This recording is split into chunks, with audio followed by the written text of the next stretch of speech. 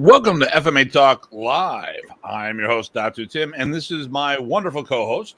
Hey, PG Ties here. Welcome, everyone. How are you all doing? Yeah, let's hear from you. Like normal, you know the deal. Say who you are and where you're from, just in case we can't see you, but we'd like to hear from you. So tonight's show, we're going to be talking about Modern Arnis camps taught by Professor Presas. And we're going to give Brian Zwolinski credit for inspiring this show. I haven't heard.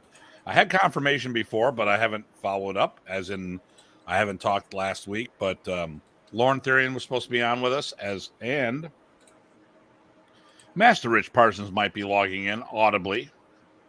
Excellent. He had a prior commitment, but he said he's going to see if he can sneak out for a few minutes and give a shout out. Nice. That'd be good. It'd be good to have him here. Sorry, everybody. I shoveled down some food before the show, so I'm in that digestive mode. Jason. Hey, here's a fun one. So Jason and Craig and myself all taught together in Toronto this past weekend. And next thing you know, we became maestros. We didn't become maestros. We were maestros. We got a certificate of appreciation from GM Pintados for the event. We did Arnis lessons and then sport the day after. And I don't have it with me, but there is a Filipino graphic novel. I got 2 editions of it. Let me see if I can pull it up here on my Facebook while we're talking. But we had a good time. I got to hang out at the boudoir with Paulo Rubio. Oh, nice. Jason, LOL. Maestro Jason. One more title to add in the mix. And then, of course, we know someone's going to be like, "Oh, how did you become a maestro?" It's just a term someone's using for us. Don't freak out. But if you are, then the hell with it. I think people know how it is, right? Everyone always uses the titles they're familiar with. So if your art doesn't have that title, it's still meant a certain way, and not as a bad thing, which is actually an opportunity to learn if you don't know their titles. So he was the maestro during karaoke. Terrell. Good evening, my brothers, Datu Tim and PG Chai. Nice. Good to see you, Terrell. Checking in. GM Guro Tye of the Smoking Sticks of MD. Okay, here, I found what I was looking for. So I will share this. Richie Jacobs. Hello from Reno. Oh, nice. Nice, Reno. Very good. Nice. Okay, share screen. I said share screen. Oh, there we go. Oh, this is antiquated. It's not no vocal commands, voice commands. Yeah, there you go. There we go. Malika. That was a reference towards Star Trek. Nice. So this is the I don't have what it was. Hold on. It's always going to take a second to find what I'm looking for. There's a couple ways because I wrote something about it and I can't find what I wrote. There we go. So, Marikan Chronicles. Okay, whatever that is. Maharlika. Okay. Yeah, thank you. So it's supposed to be, I think, six episodes. So we got 2 of them so far. Nice. And I'm going to have more information on how to get those. I haven't looked at them yet. They're in my car. I was dealing with coming across the border. Actually, that was quite painless. I was expecting more of a headache. Oh, okay, good. Yeah, it was like traffic in Toronto was crazy. Absolutely crazy. Now, for those who did not get to watch this last night and are interested, we were on FMA discussion yesterday. it was about us, which I don't know why they'd want to have us on or want me. We talked about the show and how a lot of the issues that we talk about here actually are very common in the martial art world. Mr. Wolf. Nice, PG Sam. And then Hell from May. Hell from May. Hell from May, nice. Zombies ahead. Zombies ahead. Look out. There you go. So it was a good time. I had a blast on the show last night. How do you feel about it? No, it was good. It was impressive because Dean definitely did his work and looked into some of the old episodes to get some ideas and things he wanted to ask about. So that worked out real well. Wow, he bullet pointed a lot of stuff. He did. And listen, we have our opinion on things. And sometimes when I make comments, I'm a little more visceral than other times. And this is not necessarily meant as a dig, but sometimes it comes across that way. Bobby Ladra reached out to me and made a comment that the reason why people don't like me at the moment is because, well, the history of the artist, and you can call BS on things.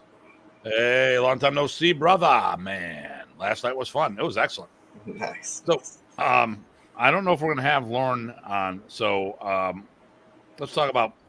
We're going to be off for the next 2 weeks because we have the instructor development camp here in Buffalo for the World Modern Arnis Alliance, and the following weekend is going to be Labor Day weekend. So, for those who haven't gone to our camps, it can be quite grueling. Not to mention, Ty has a 13-hour round trip. And are you? And then you're leaving at 4 a.m. or getting up at 4 a.m. the day after camp to do something, or was that last night? I got to get on a plane. Yeah. So we're going to take the next 2 weeks off. And Dean Branco will be our guest. We had Dean on as the host of FMA discussion and the pros, cons, challenges, and all the other stuff in between. And now we're going to have Dean Franco as the martial artist. So that'll be fun. If I want to say the 10th of September, he and I are teaching together. Dim Branco. That's it. Dim Branco. And then he and I are going to do a double-header virtual seminar or hybrid seminar. We're both going to be teaching out of our respective locations. I'm actually going to be teaching out of my school, so those who can and are interested in attending physically, we're going to do an hour with me and then an hour with Dean on the big screen. So we'll actually get to pull reps with people. I'm not sure what Dean's got going on his end, but it's going to be a good time had by all. Definitely. No, and I think people, a lot of people have seen Dean teach, but he's got a lot of material. He's covered a lot of things, trained a lot of people. It's good stuff. Oh, and then Terrell's looking forward to October 1st event. Yes, so, my deal, my thingamajig. So I'm going to be down there unless something changes.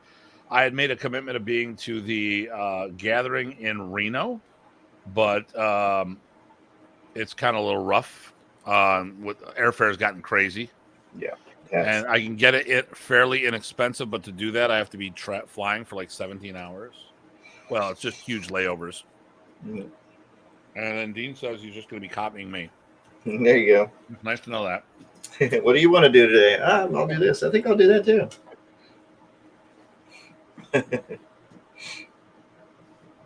So, PG Tye. That was very kind of you. Okay. Not kind at all. It's good stuff. Yeah. Okay. Do I have a rant? I always have a rant. There's all one run right below the surface, right? Yeah. Well, listen, I think we talked about this a couple of times, and actually it tied into this. I said this before. Listen, if you're going to hold people accountable, if you are going to critique what people say, then you need to understand that people are going to do the same to you as well. If you expose yourself by critiquing people, you can't cry foul when someone critiques you. And No, no, it's not. No, it's tonight. Oh, was that Lorne? Yeah. I figured with that reaction, it had to be, since I didn't see a notice on the chat, the comments. If you can't make it, don't sweat it. So, I make comments. I make comments understanding. Well, I don't know. Listen, Ty and I both put ourselves out there on social media. We understand that putting ourselves out there, people may take pot shots at us. And I'll give you one that's completely ridiculous, and it's at Ty. But just to show the level of lunacy out there. So Ty does a video about Modern Arnis.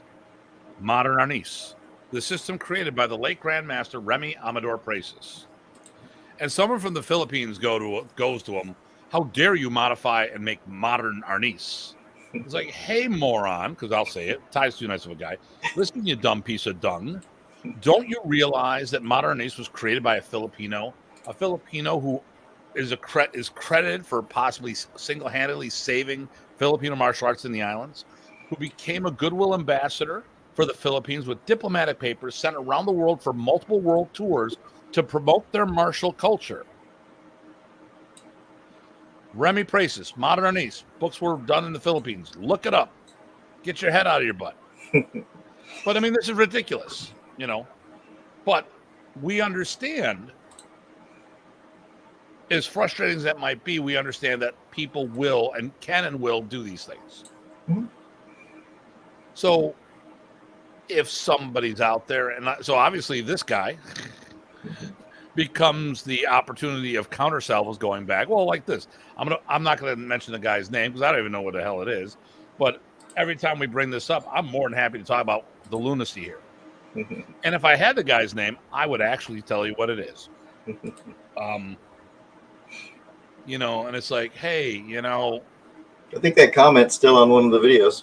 Yeah, you know, I don't delete comments usually unless they're not for Mr. Craig says there. I'll be home in 10 minutes. If you still want me to call in, hey, sure, yeah.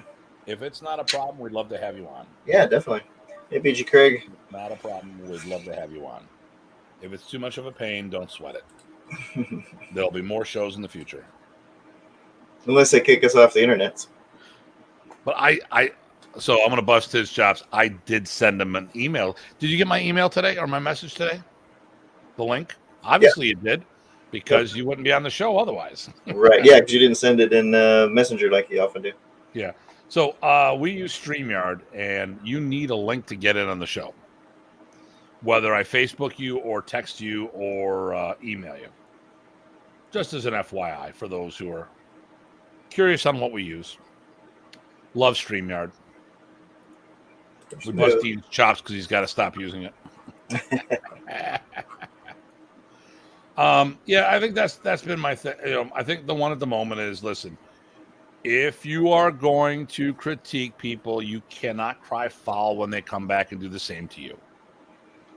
And that's why when we do and say things, I don't really. I might get frustrated on what they say because I think a lot of times it's hypocritical. But that being said, I understand and I expect that people are going to be not like everything that comes out of my mouth. And not even because I said anything maliciously or wrong. Okay. So, and Eric, how you doing, brother? Hey, Eric. I don't think I've seen him on for a little bit. I like brother man Eric. Haven't met him in person, but he's been on the show. He pitch hitted for you the one time, which is great. That's right. Yep. You know, so and this is what I love about the show. I got people willing to hop in and help out when we're down a man. Oh, it's Ty. It's a man and a half. So because he's pretty large, he's so large and very, very strong. I'm doing a terrible Arnold. And hello, Mr. Hiltz. How was the gathering up in Canada? So we were in Toronto. So Craig is a dog candidate from the Dog Brothers. He's a Modern Arnis guy, Modern Arnis guy first and foremost. Greg went up to the gathering, and while Craig and I taught up in Toronto. Nice. It was actually fun. Jason and Craig did an exhibition match, and it was great because so we love Jason, and we understand how busy he doesn't get to train as much as he'd like to. He even talked to, man, I'm a partial artist, I never get to work out. But him and Craig went at it, and I was like, nice. Oh, I hope this isn't going to be a bad thing. Jason, with really, he still has his movement. He still can do everything. He's out there. It was great. So, obviously, Craig is more practiced with that at the moment for sparring because he has more time. But it was really good. Let me see, kick ass. Met lots of great people and took a lot of shaft. I don't know how to take that one. That's right. Ty, would you like to comment, or shall we just no comment? I'll be good today for a little while. Okay. And then nice Craig Mason. There we go. All right, here we go. What do we got? We got Joe Rebello, which, by the way, brother man, we haven't seen you. That's your phrase. You say brother man. I can't say brother man. What we got here? 21 years, unfortunately. Filipinos who never knew who he was. Yeah, a lot of people have no clue who he was. Yeah, people don't know what they don't know. It kind of makes sense, but it kind of doesn't. So people busted my chops because I went with Presas Arnis, and one of the reasons why I went with Presas Arnis is because I'm not favoring one brother over the other. I teach both. Both arts are different. Actually, all three arts are different. Okay, they came from the same. Okay, so we can. Okay, and when you look at music, notes are notes, but how you put them together changes it from being a classical waltz to jazz to fusion to rock and roll to hip hop or whatever. So same but different. And the nice thing is Modern Arnis and the three brother systems are different, but they are compatible. And if I blend them, I'm not going to give one brother credit for something that he didn't do, Okay. So that's why we go with Presas Arnis, because we want to promote the brothers. Also, I got Ernesto and Remy to speak together, and the next thing was to put them back in a seminar together. And so as I pulled the family back together, my goal is to pull the martial system back together. And Jason said, much appreciated. Well, yeah, hey, dude, you were moving really good. As much as you were deprecating yourself, saying, well, man, partial arts and all this other shit, dude, you were moving really good. I mean, listen, Jason's got decades. And of all the guys I know, short of George, of all the people outside my school, Jason's been on the road with me much longer than anyone else. We went to Europe together. We've gone to G's at Ohio. Sometimes Ohio's thought is a third world country, I think. But Jason's been on the road and seen a lot of different development of things that I've done and stuff. And, so a lot of times, Jason's done so much stuff, but since a lot of times we were in the Kempo world, he wasn't one of the top guys, like Hawk Polanis and all these other guys. And when you compare him to them, it's kind of hard to do things, but Jason is a world-class martial artist and a lot of times doesn't get the props for all the things he can do. Mm-hmm. So, Jason, cheers to you, my friend. Maestro Jason. There's the three maestros now. Sorry, Ty, you're not part of the three maestros. Nope, that's true. Nope. I'm good Ty, though. You're part of the Watchmen. There you go.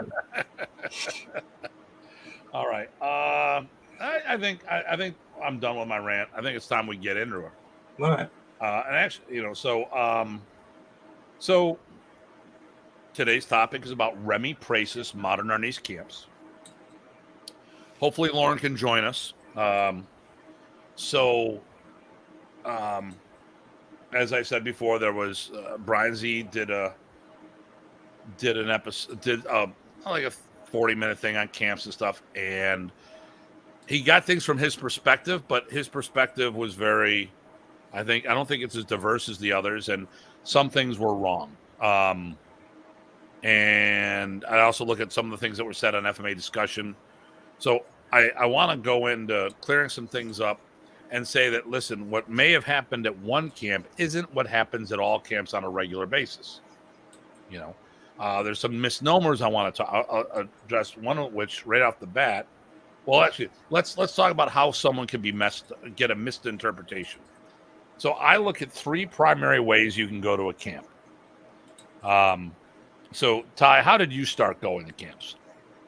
I went. It was a student of Eric's. He didn't want to test us until Remy had seen us and tested us first. So I went there. And I think that camp he couldn't make it, but I was there as his student. So I was hoping you were going to say that. So sometimes you go to events as somebody's student, whether they're with you or not. And there's two different experiences. Obviously, if Eric was with you, that would have been a different experience than being there by yourself. Mm-hmm. Another experience, I think, is going as a Modern Arnis black belt. Mm-hmm. Not a head instructor, but a black belt. And then the last one is going as the head instructor of your school, as in the head Modern Arnis instructor in your school. You've brought students to camp, right? Yep, definitely. Oh, I don't think somebody liked the idea that I made a comment about Ohio being a third world country. But I can get away with it because I won't see Sam for a while because he's not going to be here this weekend. So,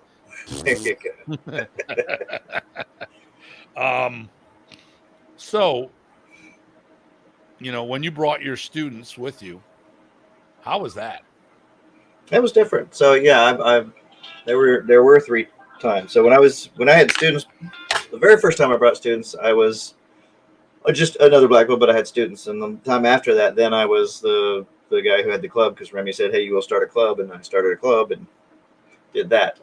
Both of those were different. Helped out a lot more, had a lot more personal time with Remy, and then the whole feel was fairly different about what I saw. Doing a podcast, right? And of course, being on the testing board. The first time you're there as a black belt, you're on the testing board usually, if you want to be. That was Bruce Chutnick. Oh, was it? Oh, yeah. Great. You should have put him on speaker. You never know what you're gonna get. That's right. He wouldn't care. I just texted him, so I just sat there and say, "Hey, well, you guys heard me. You all heard me. Hey, we're in the middle of a podcast right now." So, so I know. So that's the first thing. So your perception on things. So as you went, okay, so you jumped from being a student to being the head of a group already. Like you didn't do the 3 steps. No, I did. I think the second camp I went to, I was a black belt. No, the third camp I went to, I was a black belt. No, that's right. I did have a club. It was a university club, so maybe that was a little different. But I brought students with me on that one, so maybe it was the same. It did feel like once I had the off-campus club and it had sort of been around a little bit longer, I think it felt differently as well, bringing students. And Mr. Workman says, "Hey, see you fellas in a few days." Nice. He's got the couch. He gets to sleep with Tyr. The Canadian leprechaun. There we go. They're gonna sneak him over in a beaver. Don't throw me, Chris. I can't fall. Yeah. Another accomplished martial artist. He's a very, very good grappler. Yes. This is why I carry a knife. So, anyways, so my experience was I was a student of John Bryant's at the Filipino Karate Academy. The first camp I went to was the 1986 summer camp in Mississippi. After that, John and I separated. Not right after that, but down the road, John and I separated ways. Mm. And then the next camp I went to was the first of the Michigan Summer Camp Series. And I went as the head instructor. I wasn't a black belt yet. I was a brown belt, and I brought students with me that I actually had ranked. Asked for forgiveness, not for permission at that time. Later, I asked for permission, then forgiveness, then forgiveness. But I brought my guys, and it was a whole different story as being the head instructor. I had Jeff Leader with me and Taylor Roberts. Nice. So completely different atmosphere because now I'm worrying about them. Now the camp, I still wasn't a black belt. I was going for it and actually got boned over.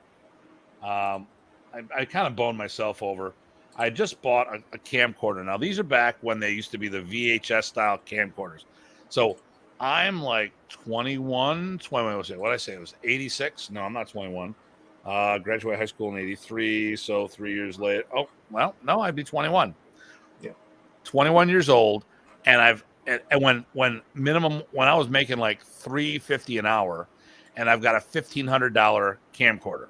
Ouch.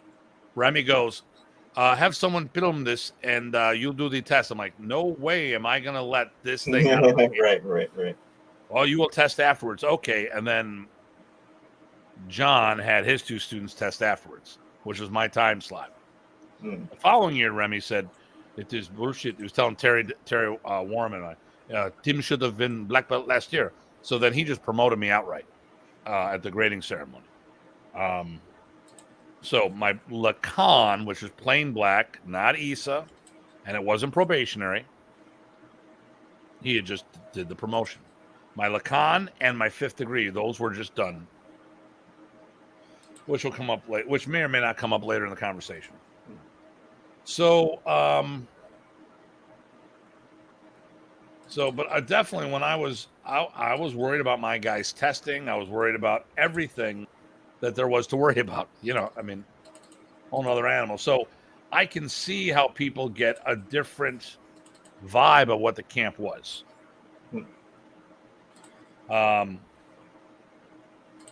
So first thing I want to start off with is, so when we talk about people with these, well, how come one person said that this happened, that person? Depends on what eyes they were using at the time.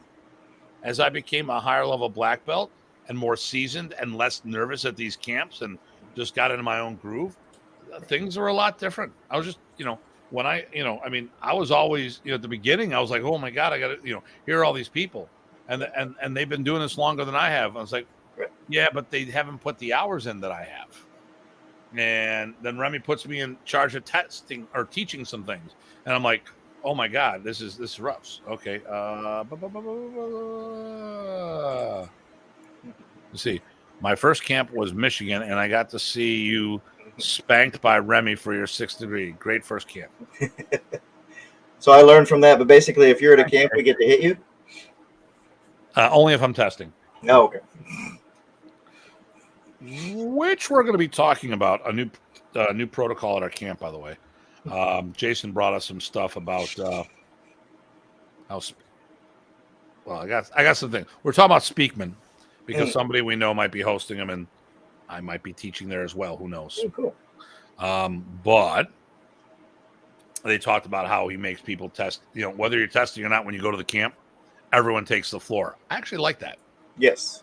So that's how we did it, actually. We just tested it at the same time, too. But yeah, the whole point was to get out there. To me, it's free training. Yeah. So I think we're going to take a session and just say, all right, we're doing this belt worth of material. Let's see where you're all at. Yep. And spot check some things. But we'll talk about that. Nice. Oh, I got to do this. Hold on.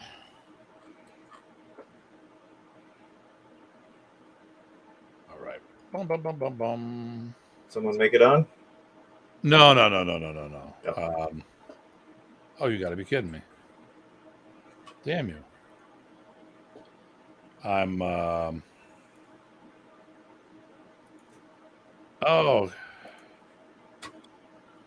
okay. One of the things we could do is, do you think it'd be worthwhile to describe kind of what it was like to walk, from registration or walk in through the end of the camp real quick? Or I don't know if that'd be useful or not. Okay, well, let's okay. I was trying to do something that was time sensitive and I missed the window. So let's get into this. So first of all, I want to talk about the camp. Let's just talk about a couple things with it. We were asked this weekend who started this whole thing with camps. We were asked this last night. I think Remy Presas was the one that started martial art camps. And if someone knows otherwise, please share the information. But the first Modern Arnis camp was done in 1983. It was in West Virginia and was featured in Black Belt magazine. It was a 2-week-long camp. You could go. I think there was a basic level and an advanced level camp. But that was only done 1 year. The following year, it moved up to Philadelphia. There was an Arnis America or American Arnis camp there, but that was a splinter group from Remy that went off. What year was that? That was 1984. 84. Okay. 1983 was the first camp. Okay. You mean open camps? Well, this is specifically a Modern Arnis camp. I don't know if there's any martial art camps prior to that. Okay, here we go. Yeah, so there Joe's got one. Okay. I got the first Bushi no Te, I think, was in 81, 82. Okay, all right, cool. Yeah. So because someone asked me, and I don't know, I really don't know. So, right. But we know who the king of seminars were. Right. Well, and I think FMA camp. I don't know. Maybe it's the first. Maybe the. Could be it's probably the first FMA camp. So Remy did one camp down in West Virginia, and then it moved to Philadelphia. Did 2 years there, and I mentioned it because Danny Nasano taught there, and then okay. So from there, other camps started happening. So the first, I went to the Mississippi summer camp, which was a one-off camp. There was a camp and I gotta find my own brochures because I have them. I didn't do any research for this, other than I've done in the past. Overall, nothing's still trying to do some stuff here and there. But like I said, the following 2 years it was up in Philly, and then branched out from there. Like Mississippi, we drove down that from Buffalo. That was like 14, 16 hours, something like that. It was crazy. Nice. But the Philadelphia camps were done. I would assume they would have been done because otherwise, why wouldn't we have gone to Philadelphia as opposed to Mississippi? Although I could be wrong, but I know Philadelphia was 84, 85. Terry Warm did his camp in 87, and then that camp went to the last till he passed away. Well, okay. Some people are still counting the camp. Let me just say how I'm talking about it. We're talking Remy Presas camps, not the students taking over afterwards. That's off the table. We're talking just while Remy was teaching, because it became a different animal. It's no longer a Remy camp. So 86 was the first year. No, 87 was the first year of Michigan, and 2000 were the last of the U.S. camps that Remy taught in. He did show up in 2001 down in Philadelphia when Michael Bates hosted the camp. That camp was supposed to happen, but he ended up getting pneumonia on the way. This is after he had the tumor taken out and it started growing back. Wow. And all these other issues. So which I really, that's a touchy topic for me on some aspects, so I don't want to go too crazy. Let me see. I'm looking at the 88. There was a Philadelphia camp. Okay. I don't know why I didn't know about this. So I'm looking at it right now. Hold on here. I'm going to share this for everybody. I'm going to share the love. So once again, this is why I do the research, because it turns out I was wrong. Go figure. I'm going to get rid of the I there. So we have the West Coast camp, Olympia, Washington. In 88. That changed hands a couple times, if I'm not mistaken. The camp, I don't know if it was always in Olympia. East Coast camp was in Philadelphia. That was a 4-day camp. The winter camp was in Florida. Okay, now here's the funny thing. That was Remy's unofficial headquarters. That is 15 minutes from my house. And then there was the Michigan Lansing camp. So in 1988, either 1, 2, 3, 4 camps, which is a far cry from what it ended up being. Right. Okay, here was the first camp. So 1982, instructor of the year. Wow. 1983, 2 weeks here. West. This is whatever that is. Camp in West Virginia. Yeah. Oh, okay. Shamadilka. Yeah. So that was the first camp, That 1983. was the first camp for Remy. So actually, I was wrong too. Actually, Bushinotei was the first camp was 83 as well. Basically, when we graduated high school. Okay. Yeah. Right. So there you go. So but this was in West Virginia, not Virginia. I thought it was Virginia. When Brian did the interview on FMA discussion, he got the state right the wrong year though. It was 83, not 85. It moved up to Philadelphia. And I think it was the first 2 years was the 2-week-long camps, and then it may have changed. I'm still in the process of looking through all these online magazines and seeing what magazines I have. There's a 91 camp. 84. This is a fun one. Okay, because Cynthia Rothrock and George Chung were supposed to teach there. Okay. And when I was just talking to both of them at Vegas. I forgot to ask them about that. But George told some interesting stories about being a student of Remy's. Here is the camp that happened that had nothing to do with Remy.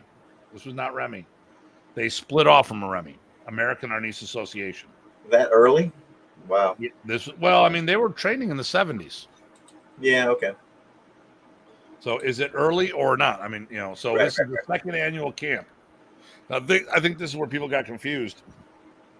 The first annual camp was Remy. Right. The second annual camp was them. Well, that's kind of cheesy way to do it. If you ask me, I would agree with that statement. I didn't ask you. Well, I'm still agreeing with that statement.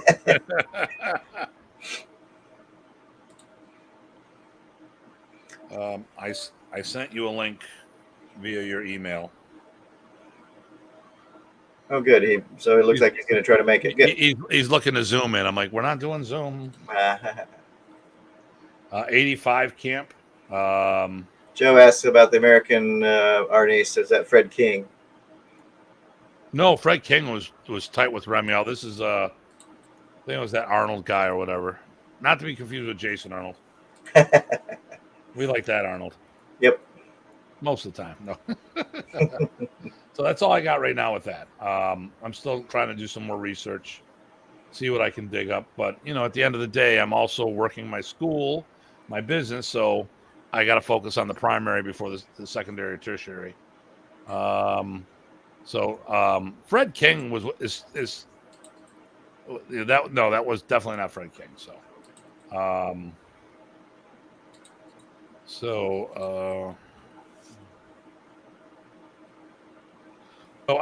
From there, the camps. So I'm going to talk about the camps I went to real quick, and then we can go through the whole thing. So I went to at least 30 camps. So Mississippi was my first. I went to Michigan. We co-hosted 3 in Buffalo with Jerome Barber. I went to Massachusetts multiple times. I went to the Orlando camp, the Tucker, Georgia camp, the Harrisburg camps, plural. I went to 3 of the Texas camp. Three of the Texas camps. Went to Joliet, Illinois. I went to 3 of the European camps. And that's it off the top of my head. There's probably more. But I went to all the Michigan camps, so that went from 1986 all the way to 2000. I always wanted to make one of those, but being a grad student, I couldn't get. Yeah. Texas was a big enough country for me to roam around as it was.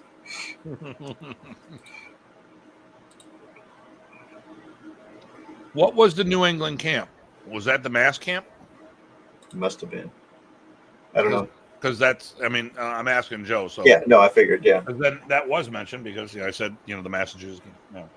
Right. Now I'm still looking for flyers on stuff. But I'm only going by. Yeah, so he says yes. Yeah. No, I mentioned. So Richard Royce, I want to say he started that. Maybe 88 or 89, because he attended Terry Warren's camp, because I remember him being there at the first year. Okay. I mentioned it after I asked. Yes. Okay. So I was there. Let me see if I can. Okay, so I have people. Okay, I'm going to mute myself for a minute. There you go. So he thinks it was like 85 or so. No, no, because that happened after Terry Warms. Terry Warms I was started. gonna say that's too early. No, Michigan Summer Camp started in 1987, and Massachusetts happened after that. I'm pretty sure he modeled it after Terry's camp because it was done at a university as well. Okay. So, so how many? Okay, so how many different location or hosts / locations did you do things in? Locations would be Dallas, Houston, San Antonio, Austin were the general places. But Houston had either Rice or even at Garza's school sometimes. Al Garza, Grandmaster Al Garza. And then random seminars and stuff too. He started in '85, so 2 to 3 years after that. I thought, yeah, well, that would be like 80. That'd be 80, 88, maybe 89. Yeah, probably 3 to 4 years. Yeah, actually, I found American Arnis Association. They actually have the article about Remy in the magazine in there. Well, this is nice and nostalgic too, so I'm sure a lot of people are. I'm geeking out, so I'm sure others are too. Yeah, American Arnis Association since 1983. So, and there was an article in the 1984 Black Belt, January of '84, and just FYI. Okay, all right, he's driving me crazy. I gotta. Let me just do this real quick. Hey! I'm gonna take the fork out of here. Yeah, Joe. No, he was at a lot of the camps. So Joe was asking if I met Al Garza. I always wanted to meet him. Yeah, Joe. Al's a great guy. I've known him through Modern Arnis since the early '90s, really, and his top guys. Right, we were all coming up around the same time, and I'd see him at about most of the camps I went to in Texas. Yeah. Not all. I met Al at Michigan. So okay. Yeah. Al is a world-class martial artist. Absolutely. Arnis was not his primary. No, but he got up to, I don't know, 3rd, 4th, 5th, somewhere in there. Yeah. But he was good. There's no question. He's got skills. And he had several top guys that got multiple levels to testing at camps and stuff. Yeah. So Al would host it at his school, but the first 2 big ones he had, or maybe not the first 2, he hosted at Rice University, which was the university feel. And as far as Texas camps goes, those are the only 2 university camps that I went to. Remy would have a hotel camp in Dallas, hotel camp in both Austin and San Antonio. But we didn't do all 4 of those cities every year. It was usually 3 of them. So it would alternate between San Antonio and Austin. We also did Dripping Springs. That was Jeff Delaney did one. There was a seminar. He did. No, I went to Jeff's camp. Oh, that one. Okay, yeah, I counted that as San Antonio. This is close by. Lima Lama was he was specifically was especially. Who's that? I don't know. Maybe he's making a joke because Al Garza we're talking about is in Texas that did taekwondo and he's a kickboxer, kickboxing and stuff. Yep. Through Premier Martial Arts, he's not one of them. League City by NASA. Yeah, so we might be talking about 2 different Al Garzas. There's probably a common name. Yeah. Yeah, no, Al Garza is not the guy we're talking about. Yeah, no, this Al Garza didn't know Lima Lama. Like I said, League City, Houston, Texas, southeast side of Houston. Hosted 2 of the camps at Rice University of Remy. That's where we actually met the first one. Yep. Okay, so and then I'm not sure when Lauren just said he got the. I just saw an email saying that he got the link. So I don't know how long he's going to take getting on board. So we'll ask him what camps he attended as well, or different ones. So now, we've covered now. And how many camps did you go to? About 18. I went to almost everyone. Well, everyone in Texas. I missed 1. And the first years that I started, there weren't 3 a year, so it gets about 18. Best I can count. Okay, so plus a million seminars. I've been to like 30 camps. Yep. Starting in 1986 on. So it's not just. So here's the other thing too. Like, when Brian was saying stuff, he talked about people who came out of the gates hard and fast. I'm like, listen, if you only did a couple years, that's not a good indicator. Plus, the perception of what goes on is different based on your experience. I know when Kenny Smith was going to camps, he was underneath George Mazak, so that would have been a whole nother experience than going as a head instructor himself. And so, all right, so let's go with what you were saying. What you wanted to go over. Oh, as far as what it was like, I mean, that's sort of the title, right? What was it like? And so we can branch off that. Easiest one I can describe probably is the first camp I went to, which was in Dallas. I think it was, I know Steve Selby was part of it. He might have been the host, or it might have been Ron. I'm not sure. I know Selby did host a camp. Yeah. But we drove up there, and it's at this hotel. And I remember, I can't remember if we had pre-registered or not, but we walk up to the table, we sign in and registration, and we either paid there or we prepaid. I wasn't sure because, the internet wasn't the same back then. We gather our stuff and wander to the tennis courts, and I meet Remy. That's a whole nother story with the sunscreen. But yeah, and we go out there and we line up, and he starts us off with some simple, warm-ups. I think it was Sinawali, right? Usually probably single Sinawali, like often happens. And then we went straight into two-person high Heaven 6, right? Okay. Or Redonda. He would say Redonda, and everybody would do Heaven 6. But you know what I'm talking about. High Redonda, otherwise known as that. Oh, yep. And then Haiti, Hetty. Nagamaga Datu Tim Pichita. Pugay. Pugay Hetty. Magandang. I think if it's the person I'm thinking of, I think she used to be working at the hotel. Gabi na dito. I said it's night here. It's already night here. See, I'm pulling up her Facebook profile so I can see if it's the same person I'm thinking of. No, it's not. It's somebody else. Okay, all right. Cool. But thanks for logging in and saying hello. I love seeing all the different people from all the different locations, not only in the States, but around the world. It's awesome. Yeah.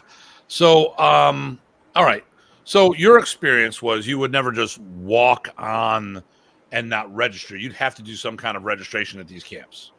There was never a time I did that. Oh, the closest I got was a seminar. We walk in off the street. We got there late, and so we just jumped right in. Remy stops the seminar, says, "Oh, Datai, Raimundo," and stops everything, and then we jump right in. Yeah. But that was a little different because we crashed it. Yeah. So okay. So my experience is pretty much the same. Like I said, it's been brought up on other forum discussion groups that you would just hop on the floor and train. Well, not a university camp. There's no way that would happen. So you go on a college university. There's going to be a whole bunch of things going on because you need to check in. Nobody who rents out one of those is going to be able to just have people roam the area and do things randomly. There's waivers on top of waivers. You need to get your dorm room assignments. If you didn't pay, you need to pay. And more importantly, what a host is going to do is head you off and make sure that you paid. I mean, I remember going to Al Garza's the first time I was a guest. Second time I rolled in late because I was flying in from Sweden, actually. Flew in from Sweden, taught a camp over there, or taught 2 or 3 weeks over there. Remy goes, "Tim, what are you doing here?" "You're in Sweden." I go, "Yeah, well, now I'm here." "Oh, why?" "I mean, because you're here." That's right. That's when we spent the most time with you, but I think we met you that other one too. Yeah. And then, and Mrs. Garza. Sweet lady. Comes right up. "Okay, Tim, you need to take care of this." "Okay. Boom, boom, boom. Camp costs this much." Gave her the money. Boom, done. Did everything I was supposed to do. And you don't go on, I said, at a university, especially like, okay, so if I'm not mistaken, Richard Roy's camp, the mass camp, was done at Holyoke College, which is an all women's university. And you got mostly guys coming on board. I'm pretty sure they're going to make sure that every guy that's on campus belongs there. Yeah. Has ID or the room key or fill in the blank. Will you be quiet? Well, and you got to get your materials, like you said, get to pay. Yeah. Get your room assignment. Yep. We had that. That was Sign one of the waiver. So Rice was pretty. Actually, it was pretty smooth operation though too. So yeah. So, what circumstance do you think that might happen a little different on? Outdoor seminar. Okay. Maybe if you got to a camp late and there was some weird thing where you're training outside, but you would quickly be, you'd quickly have to make up for lost organization. Maybe at the session break. That's the only thing I can think of. How about your instructor took care of it for you? It could happen, right? If you registered through them and whatever, and say, "Hey, you guys go over there, I got it," and then you guys all walk in and you're good to go. Yeah. Yeah. So I listen, like Brian Zwolinski, you listen to what he was a student of Sifu Lowry. That's his introduction to Modern Arnis. So, why could he have had a different experience? Simple, and he was invited to be on the show. So we haven't heard back from him. So, but the thing here is that if one of the situations that could have been a little different was that you were asked that someone took care of the stuff for you. Like, when I go to tournaments and seminars, stuff of that nature, a lot of times I come walking in, I've got my whole packet for all my people, waivers, checks, cash, the whole 9 yards. Boom, there's the thing. But even then, they still got to do individual registration. Right. If there's a wristband or a ticket or a fill in the blank. Sign the waivers. Or we always took time to say hi to Remy if he wasn't out already on the floor, which usually we got there early enough that we did that. So there was not only the registration, all that kind of good stuff, but also the pay homage, right? And usually the camps had a registration window. So I don't mean a window. I mean, okay, here we go. All right. Lorne, are you there? I'm here. I don't see a picture. Can you see a picture? No. Oh, man. Everything under the sun to try to get in. Okay. Well, maybe we just don't want it. We can just hear you. Or the settings, you might have to change which camera's on there or permissions and that kind of good stuff. Yeah, as we're going along, maybe I'll find something here that Okay. You got really good audio. Give me a face. We got really good audio. So that's your face looks kind of white and square right now. looks like a no. Yeah, over here it looks kind of gray and square. That's right. Which is a little closer to the truth. There you go. Good to hear you anyway, sir. Same here. So while you're doing that, we're just finishing up a little part about registration at some of these camps. I want to ask you in a moment. So Ty, basically, you would have had to check in. I mean, you never had a camp. Hey, Rocky, how you doing? Hey, Rocky. And then Noah says October 1st. Another plug for my event. Thank you, Noah. So generally, none of the events that you went to, like if it was at a university specifically, you would have you couldn't have been able to get access to the floor unless you went to register somewhere. No, right. Well, I mean, I guess you could have snuck in, but there's a back door to one of the rice rooms where we did stuff. Let's say it another way. You would have never been told to go get on the floor. The first thing you should have been done is, if you would have walked in and said, "Hello, professor," right after you said hello, you would have probably been ushered over to do registration. It's usually the case. I will say perhaps later years I could see where, hey, we got you. We'll finish your registration later, but you still did it. There was Lorne, you almost had something going on there. Yeah. Yeah, I was trying. Oh, that's getting better. Yeah, now I'm not a square, I'm a circle. With the pulse. Oh no, Lorne, you're always a square. Well, I guess I could accept that now. But I'm pumped. You got to be quick on the draw around here. So, No. Lorne, what different camps, like what different locations did you go to? As I mentioned before, the last show, it was mostly East Coast, and I went down to Bob's Okay. down in what was that, Georgia, right? Yeah, Bob Quinn. Yeah, that's cool. Yeah. I mean, How that's many? pretty much what I remember. There may have been a couple in different locations that. Well, we met at Michigan. Yeah, that's right. I mean, I went to Michigan. That's right. I mean, how can I forget that? That was the test. Oh yeah, Michigan. I mean, there was, different ones here and there that I may have popped into once or so, and it's not coming back to memory at the moment. But it was the majority was the East Coast or New England. Yeah. Let me see. Old Mosey Slice of Cheese. Your podcast yesterday on FMA was Jot on the Tube of You. Okay. I got a pain in the ass client. I mean, we got great fans. There you go. Characters. Oh, it's. So, how many mass camps do you think you went to?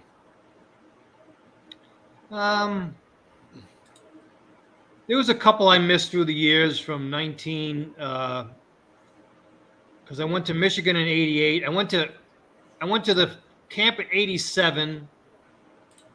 That was the first test. I went to '88 to where we met in Michigan. That was my second test. And then from '89 to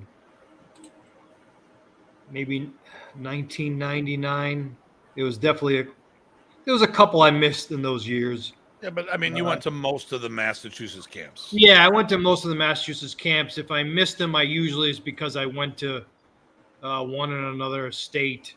Yeah, like when you went to Michigan. Yeah, or Georgia. Yeah, I like the Tucker Georges. I was there at least twice that I know of. Yeah.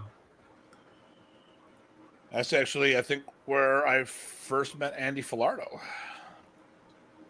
Yeah, it was it was very good. Oh yeah, okay. I liked it a lot. I live here and look forward. Okay, good. All right, there we go. Best part of Michigan is when you leave it. Oh, nice. All right. All right. Where did Tim and Lorne do small circle jiu-jitsu with Wally J? Well, I did small. Well, it was the seminars. I didn't do the camps. A lot of the big threes. I remember hanging out in Poughkeepsie with Wally. Actually, he came to Buffalo. I was, how I first met him was a guy, Bill Adams, in the area who helped get me doing some things. Says, "Hey Tim, I need you to." We're working for pizza at the time. I go, "Hey, what are you doing tonight?" "Nothing." "Hey, can you do me a favor and drive some guy to Rochester for me?" "Sure." And I met was Wally J. I didn't know who the hell he was. Yeah. And then I'm videoing the seminar. Actually, on the way out, he goes, "Oh, you know Remy?" Because I had a photo of Remy and one of my students and myself on the dashboard. And I was like, "Yeah, he's my best friend." "Okay." Mm-hmm. And then he starts doing material. I'm like, "Why are you doing Remy shit?" And then from that time on, "Tim Hartman, you're friends with Bill Adams." I'm like, "Sir, I'm friends with your best friend." "I know. Yeah, I know Bill Adams. That's where we met. But I'm friends with your best friend." "Who's that?" "Remy Presas. You told me that." Yeah. You two were in on video. I'm not sure. A histamine video.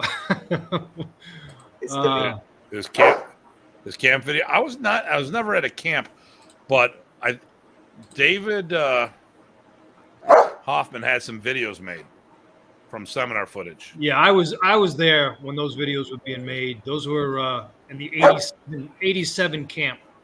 That's when volume 1, 2, and 3 was filmed. He's probably talking about. It may have been a Remy camp, professor's camp, and Wally J was there. It may have been that, or there was a camp where Professor Wally J was doing a camp, and Professor Remy was there. So it could have been one of those things of how me and Tim ended up in the same camp together.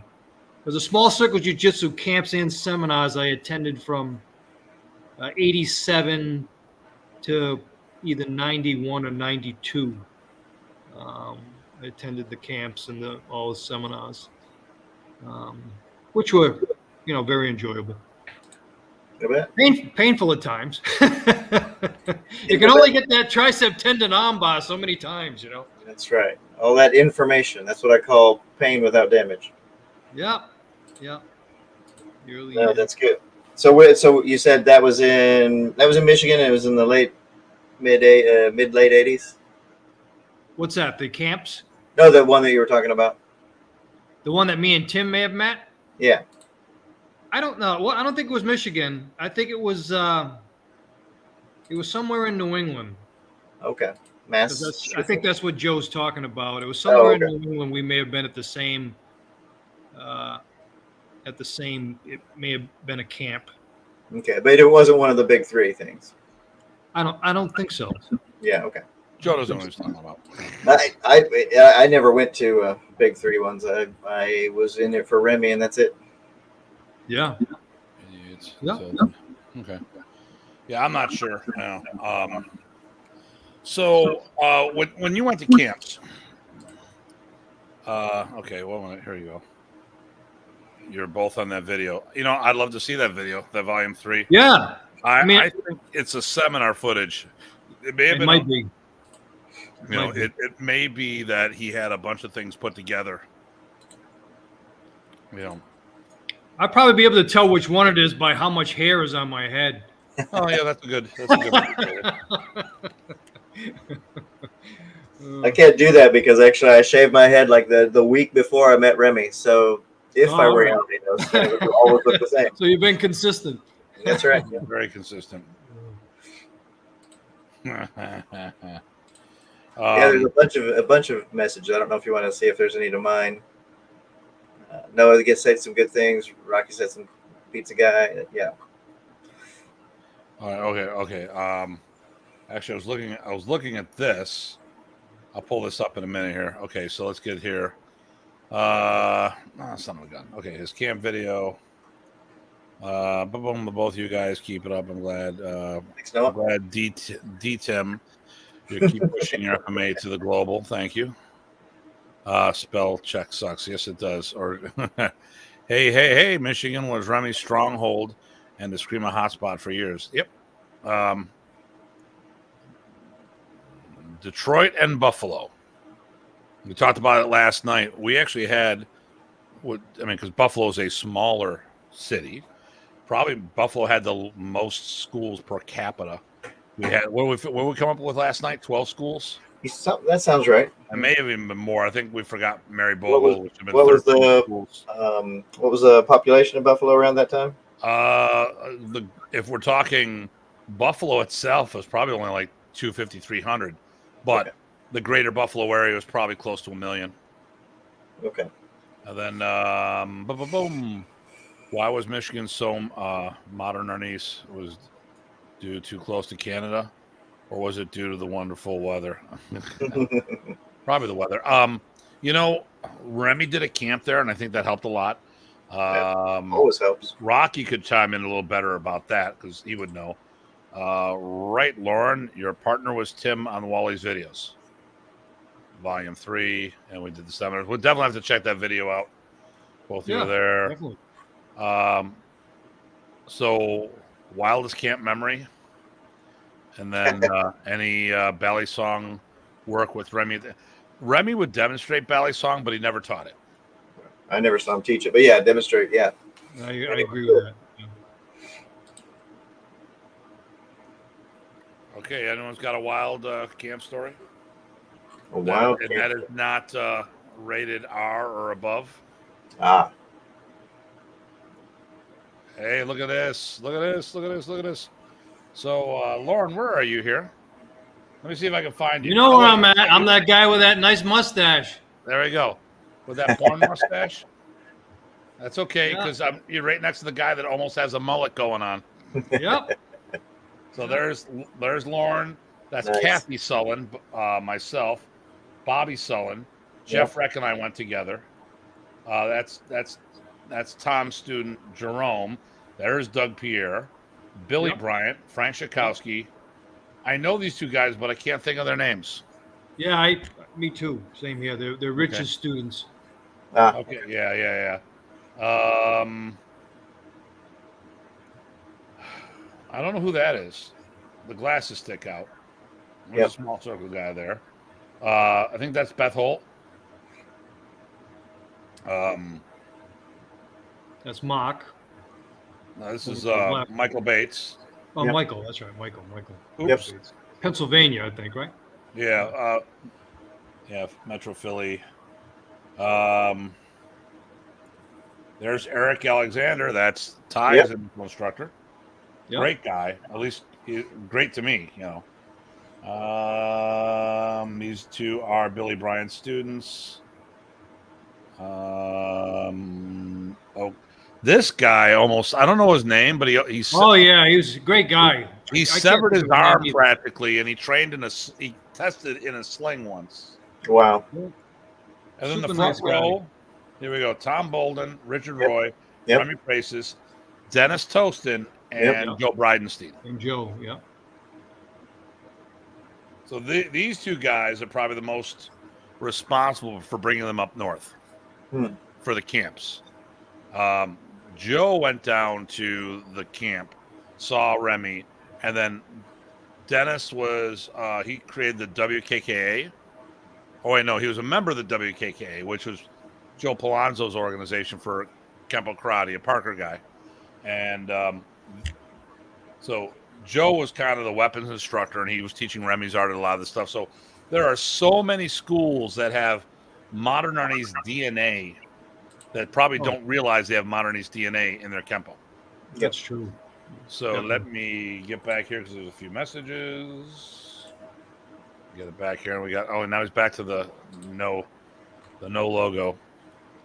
The no logo Lorne Therrien. Okay, Lauren. No face. The face. 6 comments. I got to hurry up. Okay, so Love Buffalo definitely was an early hotspot for Modern Arnis. That was Rocky. Heard they had a bad camp going on Cross. The hall is the same time as Arnis camp. So the stories was one time at Arnis camp. If his glasses stick out, it's because of his ears. Okay. Chris Nowling. So, hey, Nowling, evening. Okay, Noah. Buffalo, New York had a lot of modern Arnis or martial arts schools in the 80s and 90s. Best years for FMA in America, U.S. was in the 70s, 80s, and 90s, early 2000s. Then the FMA was dropping interest in learning of FMA. Yep. Kind of like we all have Viking DNA to some degree. We all are FMA too. Here's that. Okay, so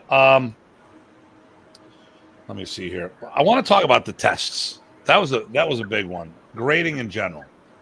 So I'm not going to ask. I'm going to say, and then you guys can say yay or nay or shoot me down, and I'll just say, well, you're wrong, so it doesn't matter. So there you go. So is it true that belt promotions were only done at camp? Actually, I'll ask the comment. I won't say it. That's not true. Thank you. Okay. So there was a lot of people that had no ability to promote to black belt or any, or actually, no, let me rephrase it. Nobody had permission to promote to belts at all. some people didn't have permission to do any rank promotions, that they had to bring their students in front of Remy.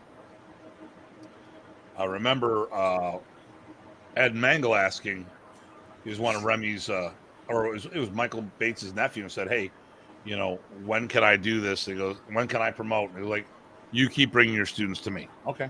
That was the situation at that time. And I think it was because he's probably a newly minted black belt. And Mr. Mason, Evan Mason, there you go. So were tests done off campus or out? So these promotions, were these just promotions, or did you see physical tests actually happening in your area, Lorne? There was physical tests done outside of the camps, and it was just done differently. So in other words, in my case, me and Professor was at Capron Park in Attleboro. I was out there training with Professor. We ran through a bunch of material. When I got back to the studio, he promoted me, and that was in '98. And I think you'd mentioned too that Professor had promoted you to the 5th when you were on the road, or I think it was something of that nature. Right. So, yeah. So Professor was bothered. I could see the Professor was bothered because people would be pressuring him to test people at the camp. We had talked enough times, and he got very concerned with whoever was, pretty much, controlling the camps, and they want, the testing to be done there, and I understand that, but I know quite a few times that I've seen Professor give out rank, including Brian's rank. Brian's rank of 5th degree was not given at camp because I drove Professor to Connecticut when Brian got his 5th degree. So that was done outside the camp. It happened. It's Professor's art. Professor can give a rank whenever Professor wanted to give a rank. If Professor believed you to be, the rank that he wanted to give, then, who are we to say different? So. Jason Arnold just sent me a text with the camp flyers. Yeah, the old camp flyers. That was me. The apprentice ones on the right. That was me. But it's got the East Coast camp at Holyoke College in '99. He's also got the Michigan camp. I think it was '99 as well. It's just funny how we have a few of these things laying around. Yep. Ty, what about you? How much were you witness of anyone? And hello, Renee, by the way. Not you had a good time camping. Not a whole lot. There was a time where we hosted Remy, and he would actually do some targeted testing. I don't know that when we hosted him or Raymond hosted him, I don't think he gave blacks out. But I only saw tests at the camps in Texas, but that doesn't mean, I think there was, I just wasn't around the other folks when they got different ones, but I know it happened.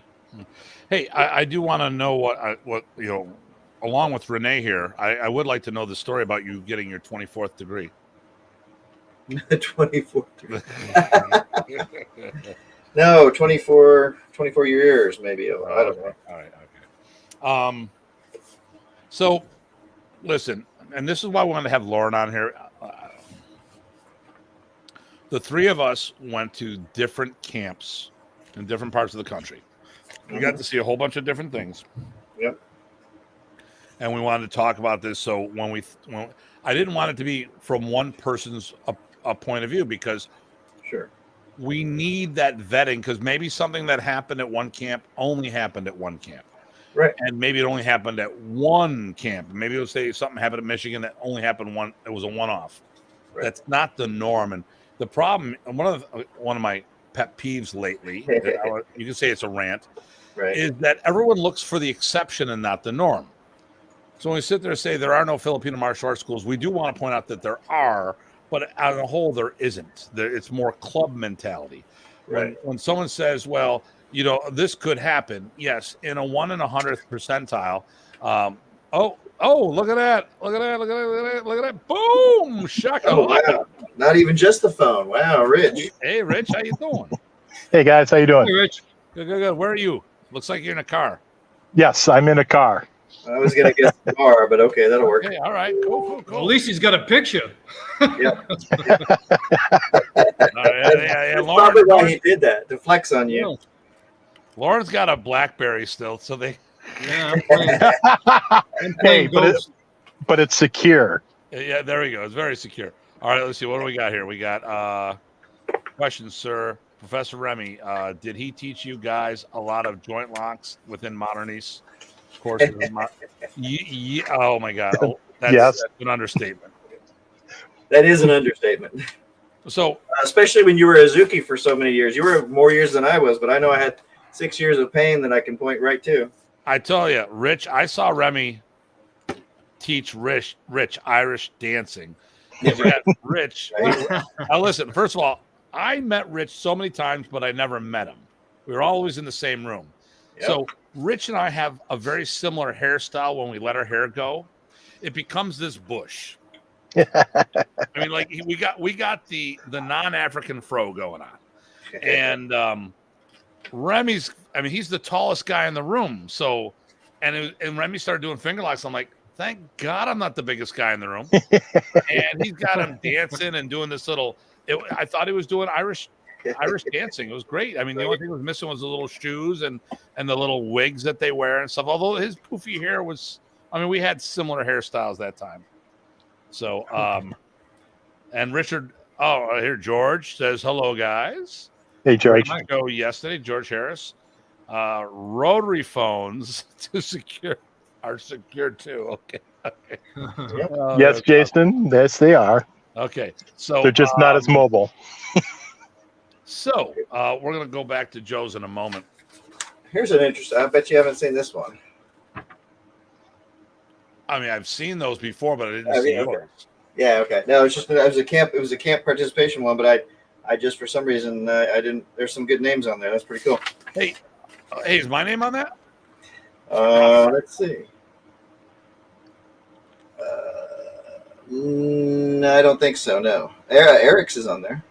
Okay, so it's got Abel's name on there too. Oh, there you go. Hey, Rich, you did. There was testings outside of camp where you were at, right? Yes, there were multiple times, both at the Flint Dojo and the school's predecessor to the Flint Dojo. And Eric says hello to you, by the way, Rich. Hey, Eric, how's it going?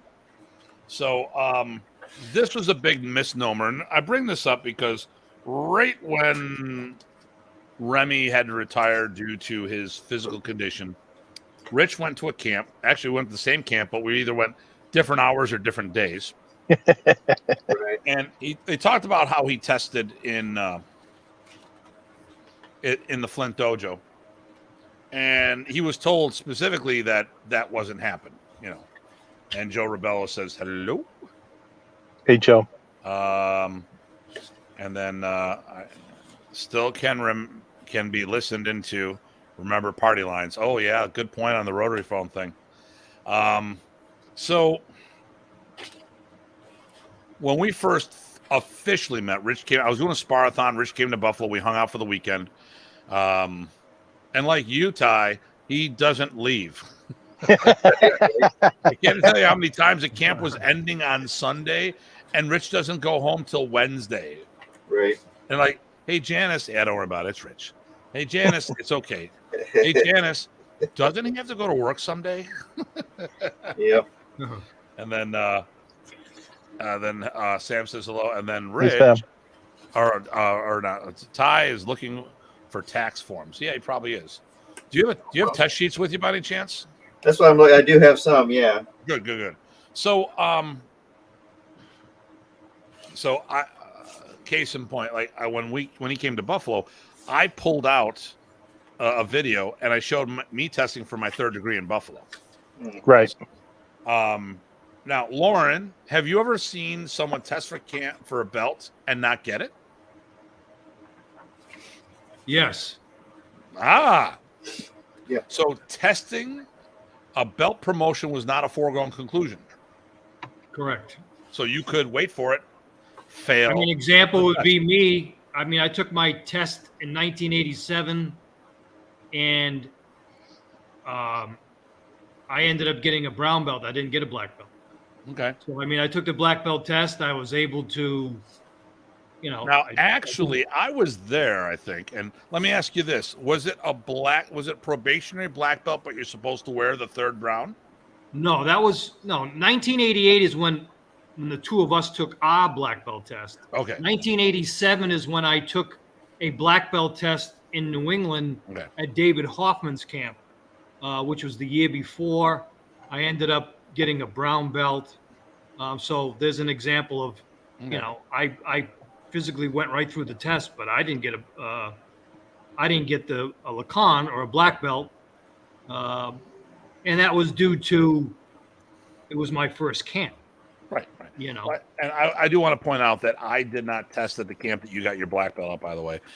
We talked about it earlier. I was supposed to test the year before. My time slot got taken. Then the following year, Remy said, don't worry about it. He just promoted me.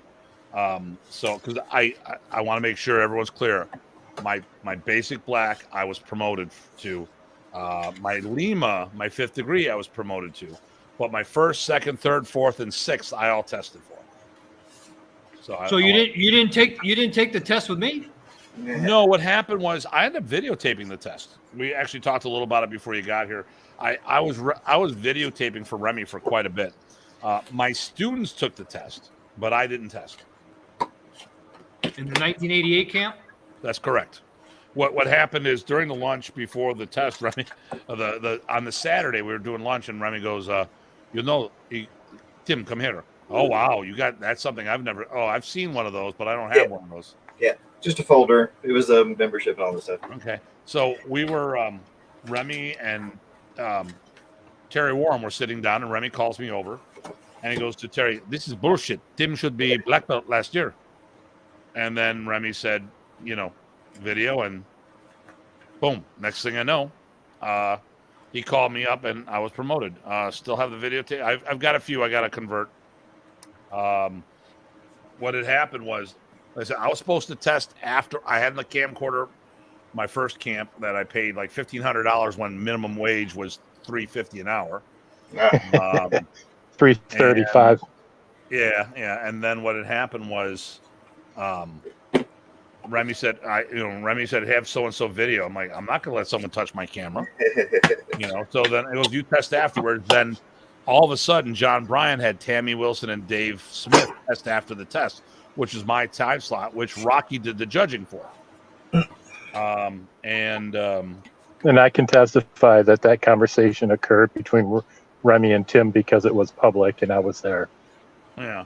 So, Remy made the comment, this is bullshit, you should have got it last year. So he just promoted me. Now, so my basic black and my 5th degree, those were done. I was producing students. I had a black belt the same degree as I was a black belt. And when I became a black belt the following year, I produced a black belt and I was still a Lacan. And that was some internal politics in Buffalo I got victimized by, What year did you get your 5th, Tim? Oh, let me tell you. It'll just take me a moment. So, Ty, as I look this up, please take point on this. He got it. No, I don't. No, not on that. I'm teasing. Dumbass. No, it's interesting stuff, right? So I don't know. Some of my best tests were probably some of the Modern Arnis belt tests, and actually, it wasn't my first. It was my best test. It was for Lacan Delois. I was testing with one of my top students. He's now my top Arnis student at the time, and so we were paired up. I think he was going for Lacan. I was going for Lacan Delois. we were rocking it. You know how when you're testing and things are just clicking and you're just, escalating and responding and everything is just right on point. We were doing that so much so that Jim Lattis, who was our grading officer, comes over there and says, "Hey, you guys need to tone it down. You're scaring the rest of the people." Which bummed us out because we were having a blast. I mean, yeah, we were throwing each other around, but the counters were coming. Everything was just popping. It was on. Yeah. And so, to me, that was not going through the motions. That was not just review. That was showing the growth, which is what you want to do during a test, I think. Exactly. Sure. Okay, I couldn't find my 5th diploma in my computer. I have to look at a couple different files, but here's something that's kind of cool. Have you guys ever seen one of these? Let's see. I have one of those. A blank one. No. Yep. Nope. I got that one. Yeah, I have a blank one of those. You have one of these where your name was printed on it? No, your name. Okay. That's what I'm saying. I literally have that one. Oh, okay. So right here, this is kind of cool. Remy had these made for me, which is weird because it was pre-printed with my name and an attending black belt as well. Yep. No, that's cool. Yeah, those are nice. But I found my 4th. Oh God, I'll see what Rocky's writing over there. 4th was 96. Yeah, so I mean, our ranks were. I think he kept us around the same, the same years. My So, Anim right here, and Datu. Mhm. That was 2000, July That was 16th. 2000. Yeah, I didn't go to that. I didn't go to that camp. It was weird because so I got promoted. I got my in 8. Let me see. Actually, I'll stop sharing. So I got promoted in 88. Then I was on a holding pattern for 3 years and actually produced black belts and didn't get promoted. Then 91, I got my first. 92, I got my second. And I think 93, I got my third. Then it was 3 years. That was 96 for my 4th. Then he promoted me in Buffalo a couple years after that. And then I tested in 2000. I'm assuming it was 87 or 97. I would have been a 5th. And then in 2000, I tested for my black belt and Datu. He had offered me Datu the year before. And as I talked about this last night, so I'll say this again, with Remy's tumor, I could see where I would have even questioned, even though it was months in advance, the tumor doesn't just overnight. So I was promoted in July, and then he was diagnosed at the beginning of October. So, but the year before, Kelly Warden called me, said, "Congratulations on your promotion to Datu," but Remy was trying to light a fire underneath his butt a little in a friendly way, because Remy would sometimes do that. And I mean, Bobby Sullen and I were great friends, and we both used to hate to love each other and love to hate each other. But it was like, "Man, you suck. You're better than I am at this." And and we'd hug it out like, "You're the man," boom. So, and Jason says I was a 5th in 97 when he met me. That's when I tested for Delaware. Okay, what black belt color certificate was Tracy Kemp. The black color? Yeah, those are interesting ones. The black ones are interesting. As a real Tracy Kemp, look to it. Okay, so for the record, it was made from a guy from that all came from a guy from Buffalo. So a local guy was a Tracy's guy, and I had a guy that would I forgot how I met him, but there was a local guy that did certificates for Ernie McPeak, who was a Tracy guy. So most likely it's the same guy who did the same diplomas.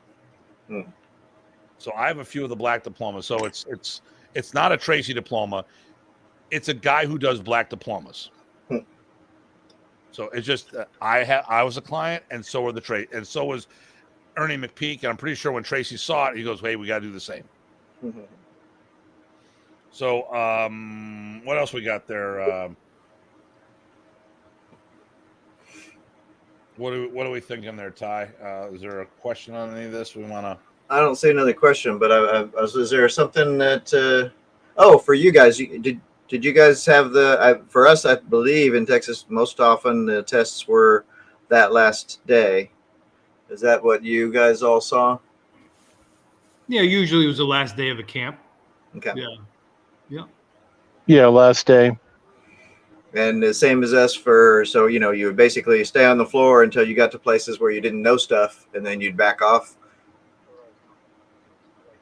Yeah. I mean, pretty much. Yeah. I mean, unless someone assisted the person if they were having a hard time. Oh, sure. Yeah. No, I felt bad the very first camp I showed in. I never got off the floor until the last 4 or 5 guys were there, thanks to Eric. But I felt like, well, wait a second. Why? These guys have probably been doing more camps than me. But anyway, it was fun because there was that opportunity, right? So if you knew the stuff, you did your work, you could show it and share it and get feedback on it. Exactly. So that was cool. Yep. I actually liked the way Eric did it with us. So he wanted us to test with Remy before he ever tested us for colors, because he wanted Remy to just get the nod and see where we were, and then he would test us and for colors after that if we still needed, and then Remy would pick black whenever we were ready. I like that approach because that way, we're just concentrating on the material, he's concentrating on teaching well, and we work it and learn it and whatever and rank schmank, right? Rich is the Shaquille O'Neal of FMA. There you go. Oh, That's no. Workman. Turn off all those lights. Is TV and video from the phone. All right. So I want to talk about the tests, because when Brian made this comment that you owed 3 hours, it really kind of pissed me off.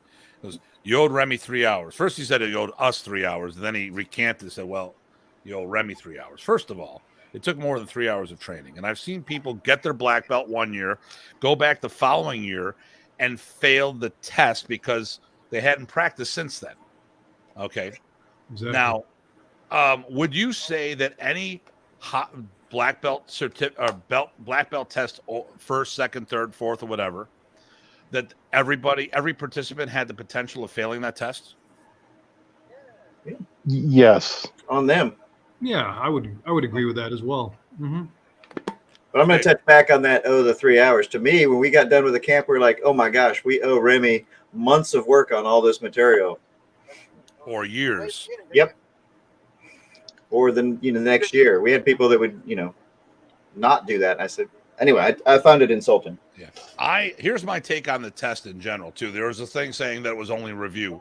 Now, and I want you to call me on this if I'm wrong. Okay, this is what the show is about, because if I got something wrong, I want to know. So are you leaving on Friday? Who's leaving on Friday? Conversation around me. Sorry. Oh. Bring him on the show, Rich. We got more. We got plenty of room around here. Okay. So, first of all, did you find the test sheet by any chance? Oh, I stopped looking because somebody was complaining I was getting my taxes. So the test sheets were about 4 to 6 sheets of paper stapled together.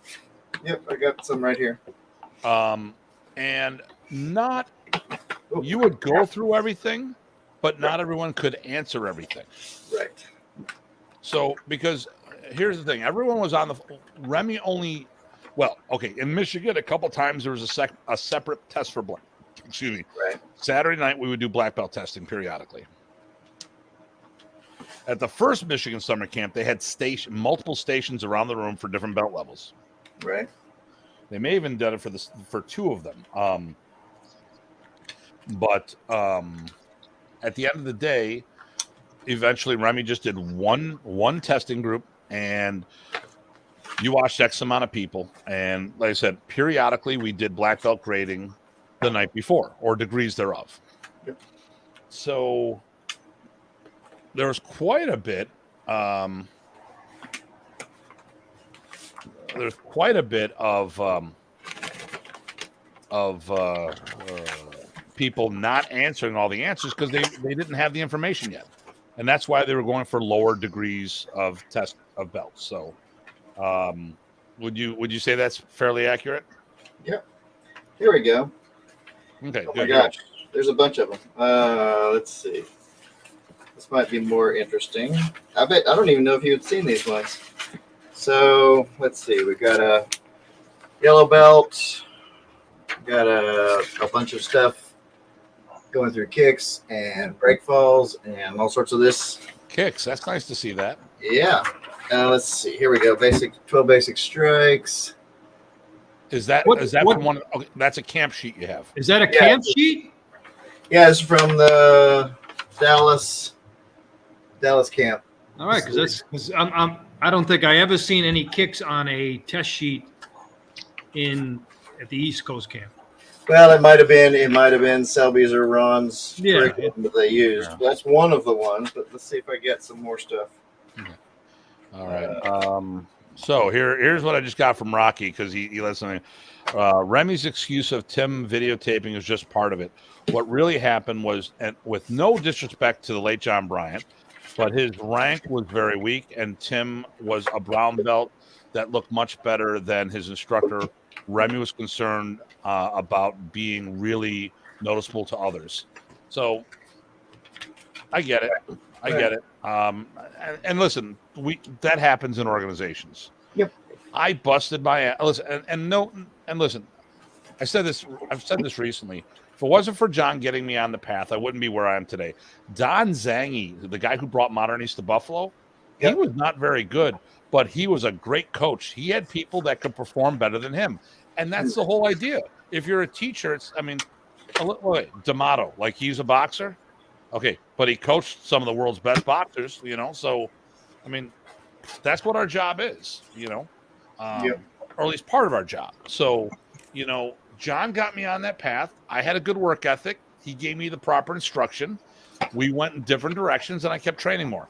But, like, for a year, I was teaching most of the classes for John, so if things change, it's probably because that John gave me that opportunity to grow. And, unfortunately, took a little of his training off the end there. So, while Ty looks for more stuff. Well, the problem is I think my the rest of my stuff, this is normally my certificate folder. So Gotcha. So, have you guys looked at the test sheets year after year that you went? we did because we keep them all, right? Okay. Would you say that the test sheets grew every year? Yes. In general, yes. Okay. Yes. So there was no finite level of material that, once we got this test, it was just plain old review. It should have been more material. Oh, okay. Lauren, when you I hate doing this on forums, but forums is a tangible thing that we can talk about. Right. And Lauren, when you saw people going for the higher level forms, did you see a whole bunch of people start to sit down because they didn't know them?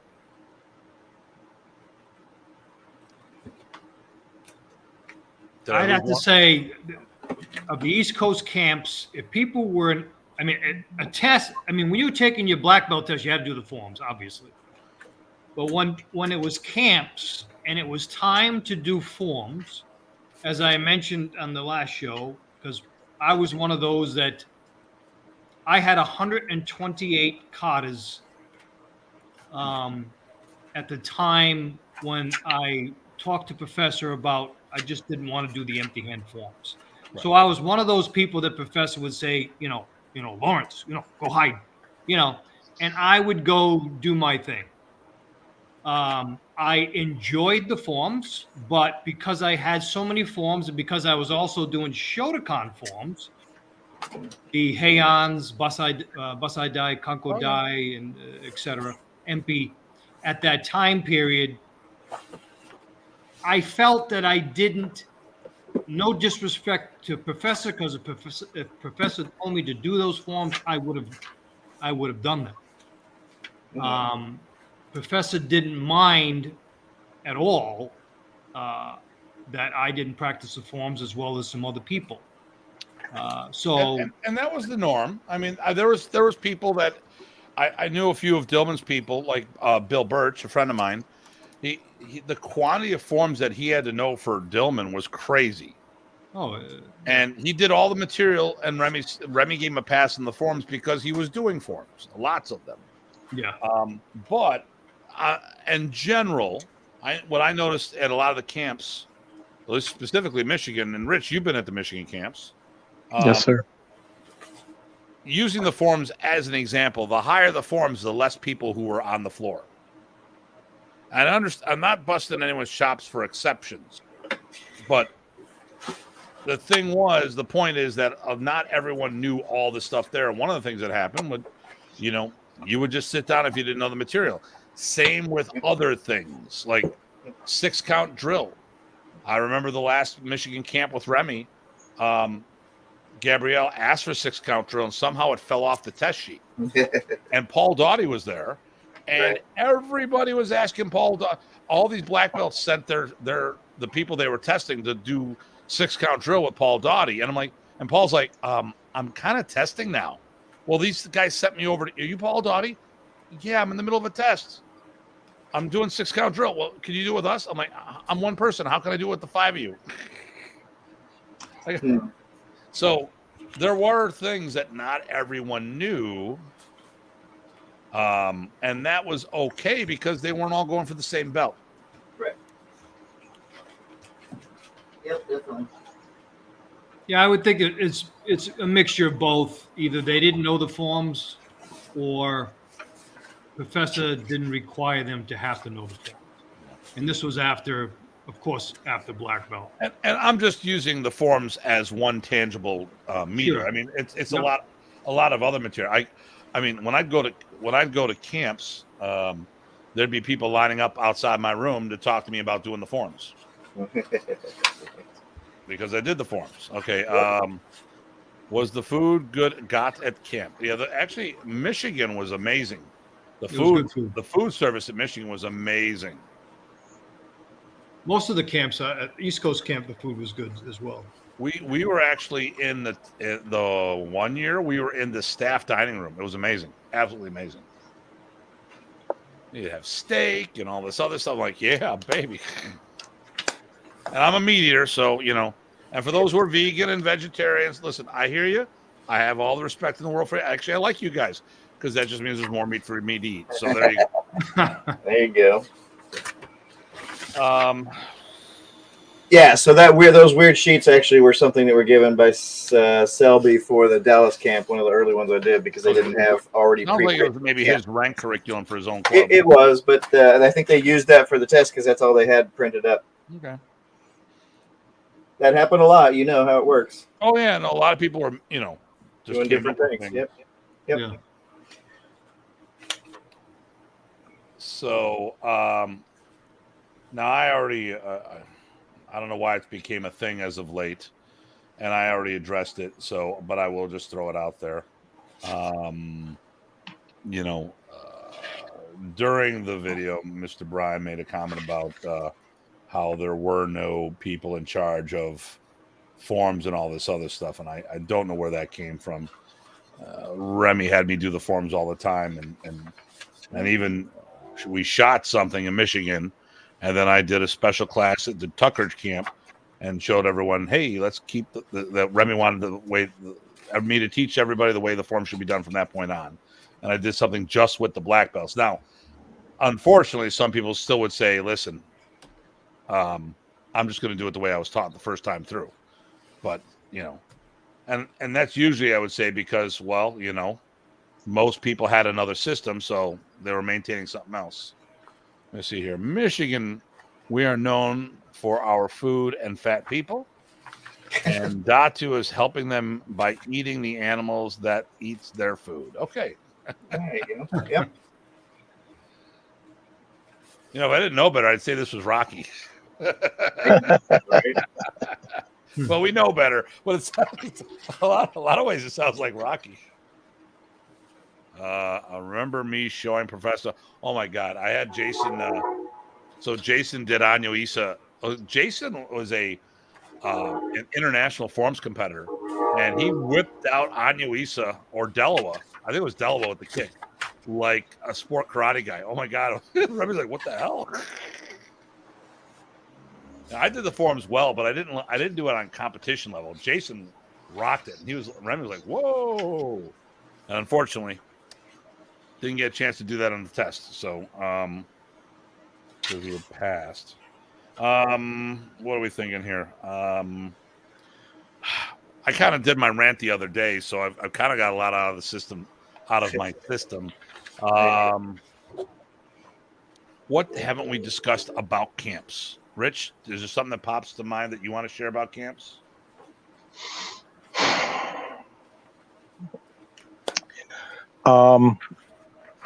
So in '87, I drove Remy down to the camp. And even though I walked through the door with him, I still had a bucket of paperwork to fill out, to sign waivers, forms, make sure my pre-registration forms were in place, any additional fees that were due. Once I got that accomplished, then I was able to go out and work with people. Not many people were there yet, just some of the people setting up. But everybody was friendly. Even you, Tim, you invited me to come hang out with you guys. I was semi-seclusive, so please don't take that wrong. But you made the offer, and I was just doing stuff by myself. But everybody there was friendly. They worked with me. And this is pretty consistent across most of the camps and seminars that Remy was brought in as the instructor or around Modern Arnis. So, yeah. I'm glad you said that because it just reminded me something. And we were talking about forms, and I forgot the most important thing I wanted to talk about.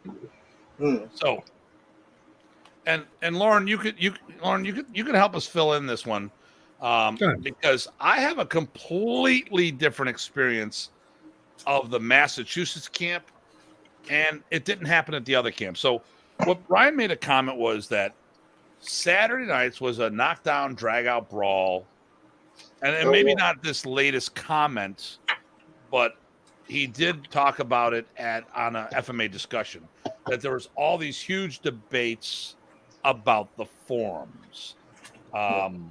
I didn't see any of that, and maybe because it happened later, maybe because I was an out-of-towner, or maybe they felt I knew the forms.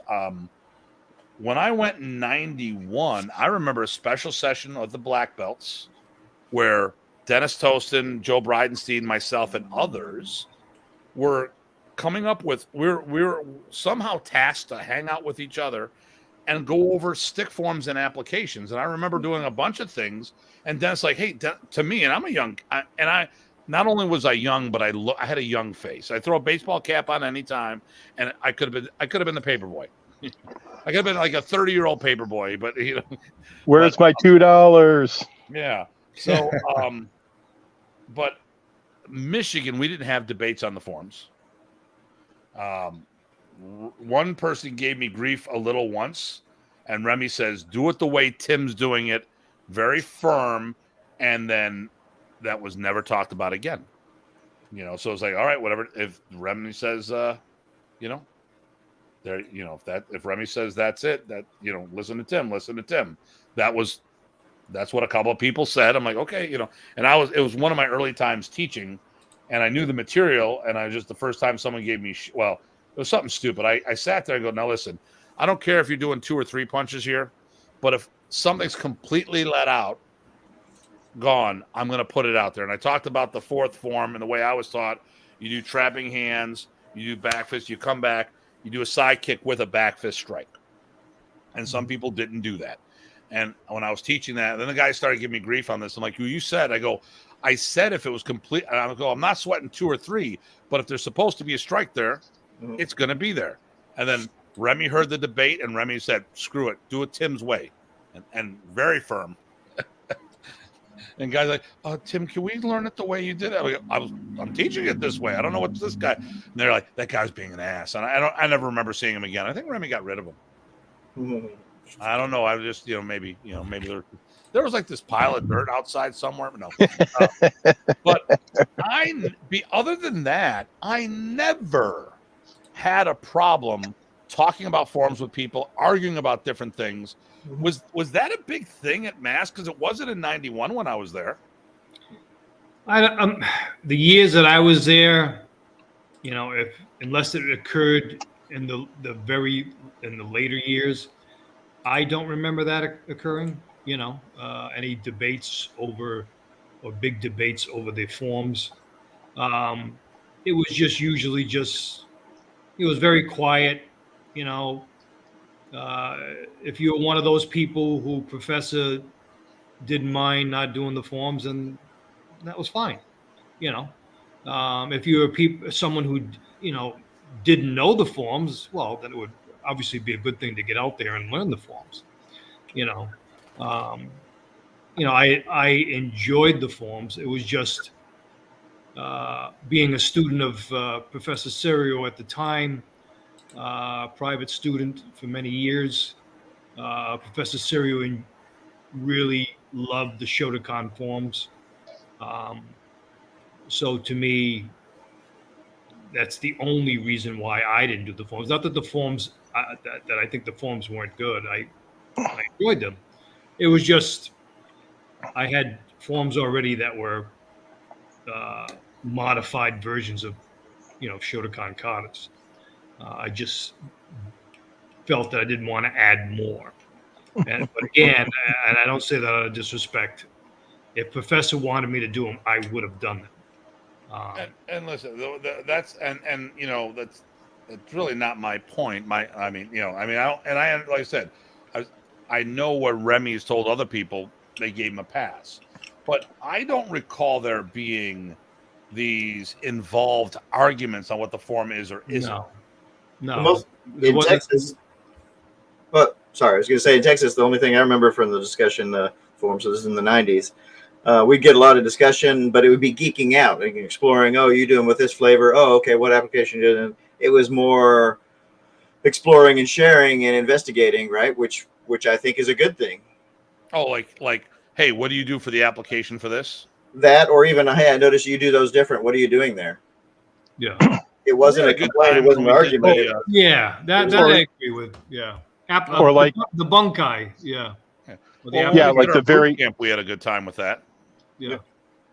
The variations is one of the things that I remember as well, where like you go, oh, okay, so like stick form 3, you're doing small steps, but you're basically in the same square for the first 3 moves, and then stepping backwards, then forward, then backwards, or all forward, and understanding that those variations can be done, but they were called variations. They weren't called the form.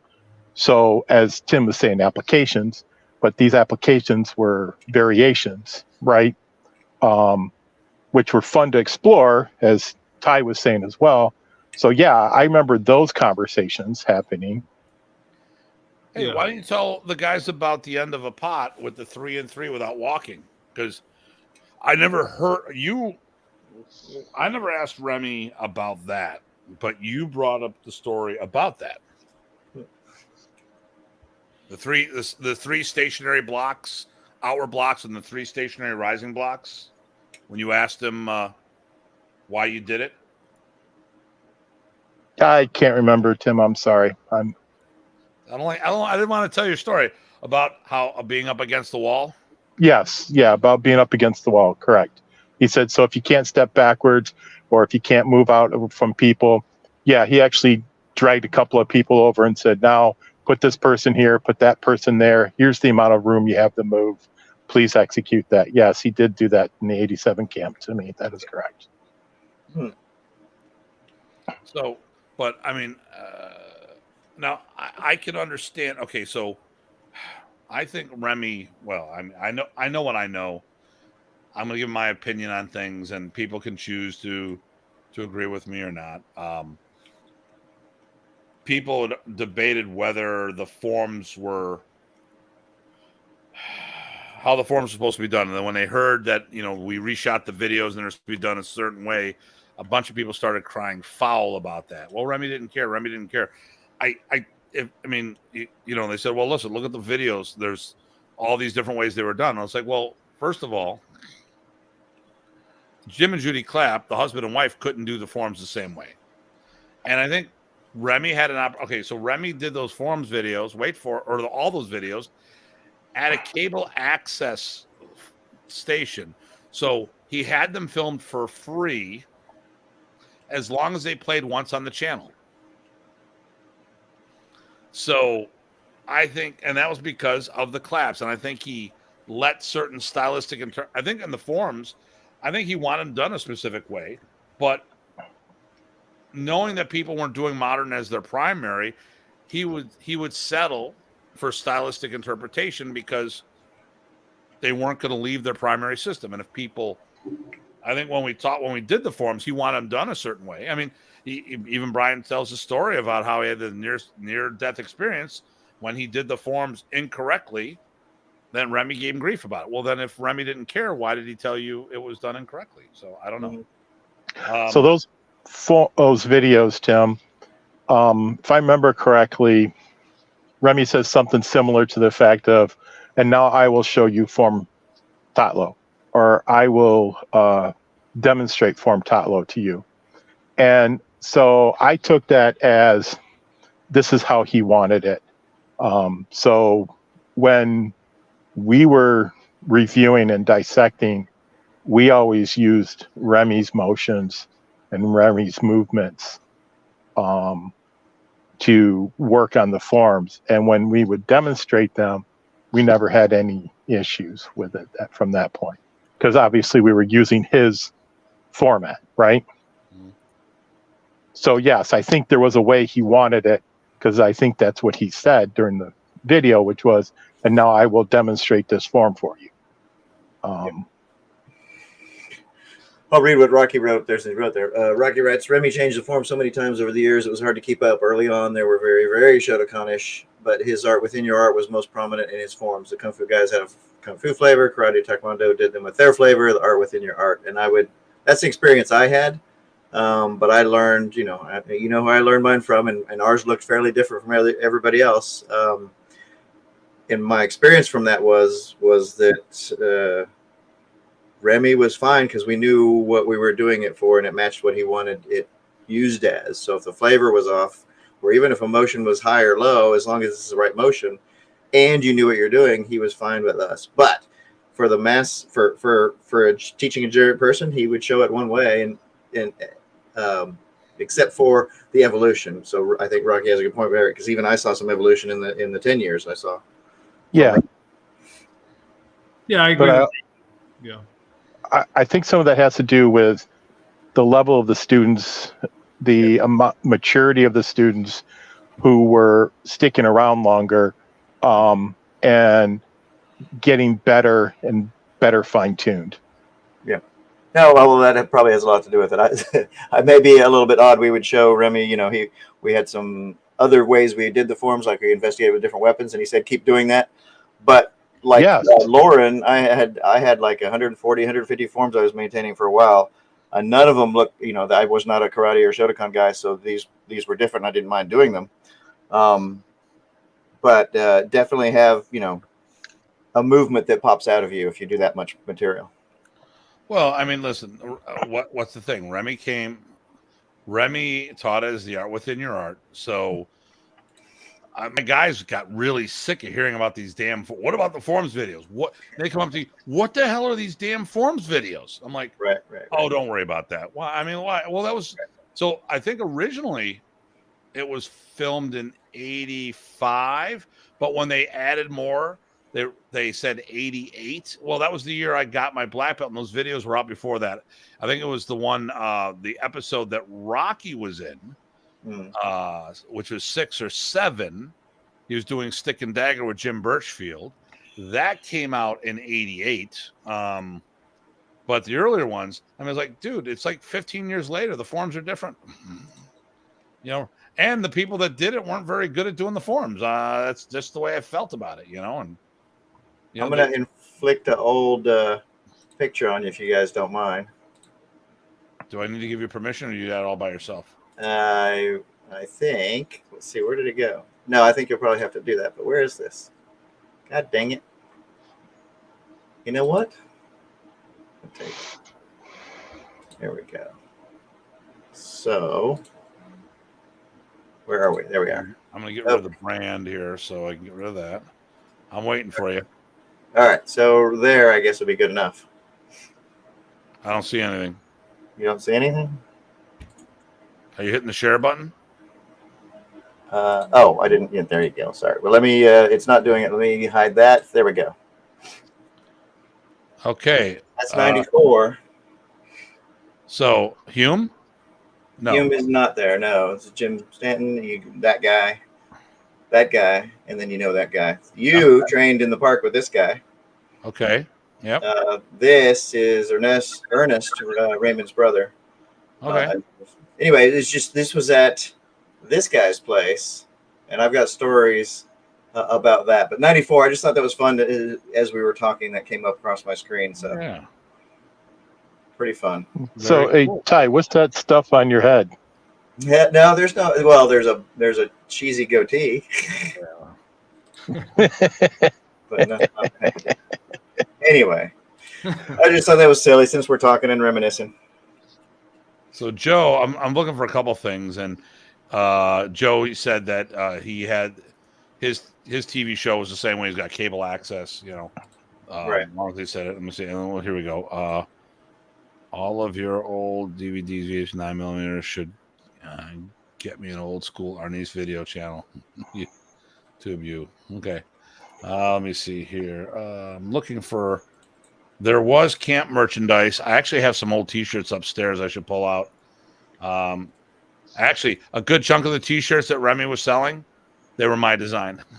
Well, and a lot of people used your stuff, right? Remember, Eric had your certificates. Yeah. There's a lot of stuff that I was. But and some stuff came from someone else or whatever. Yep. That's what we did back then, right? You just made it work, and yeah. Well, Remy, what he did is, so Al Ross is a t-shirt company I deal with. He saw my camp shirts for the Buffalo ones, so he goes, "I love this." So we went over to Al Ross and we ordered a whole bunch.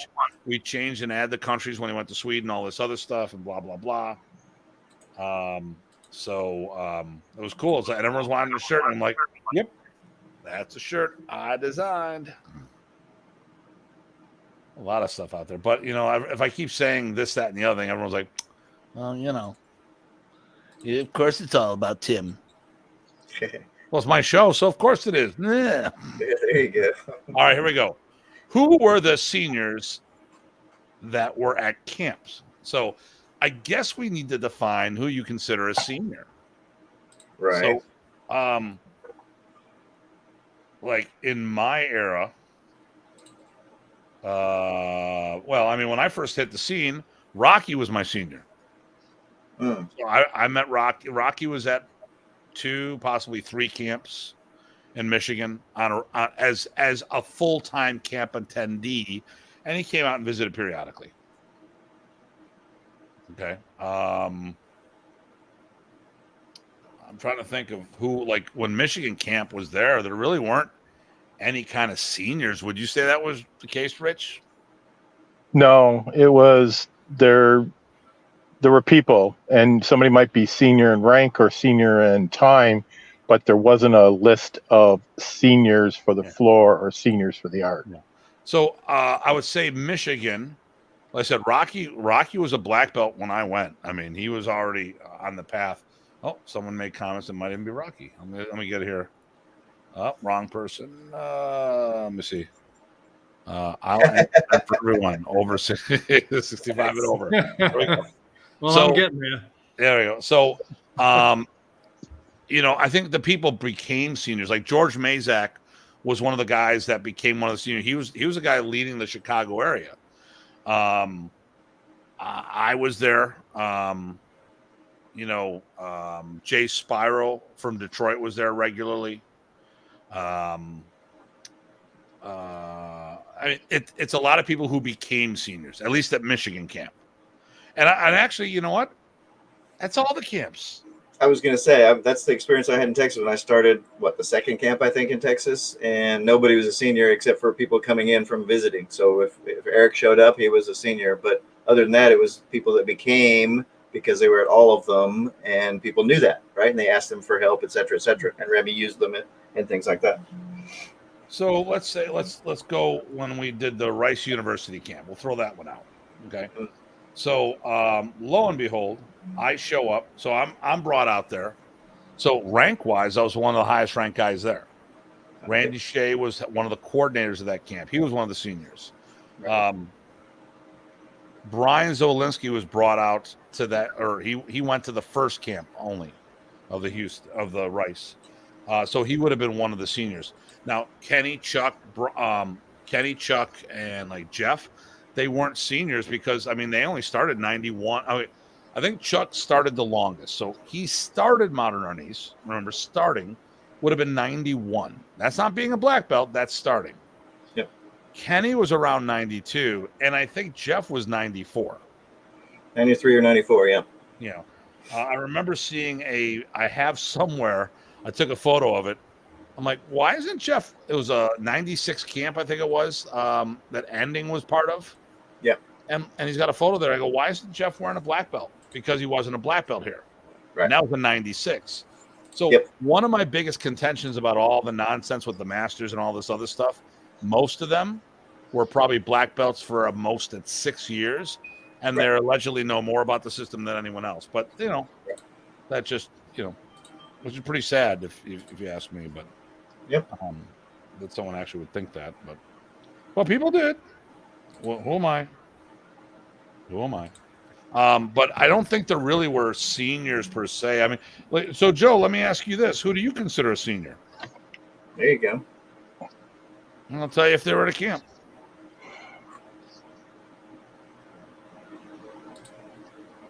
I'm trying to. Okay, yeah. Seeing what's coming through the door here. Well, like what Rich said while we're waiting, Rich said about seniors in skill or ability or knowledge, and also seniors in time, and there were two types of those that sort of emerged after a while as well. There was another type. That many people. There's one other type, though. I would say there's seniors in terms of multi-time hosting, right? So if you're hosting Remy a bunch of times, there was something that came with that as well. Okay. Let's see. Rocky has something. Early to the mid 80s, there was a lot of turmoil. Many of who you would call seniors left. I got my first in 83, third or fourth during the late 80s. Jeff Owens, Jim Power, Rob Demott, all were around the 70s. But like I said, the 80s was very volatile. Modern Arnis and Remy's higher students. Yep. I remember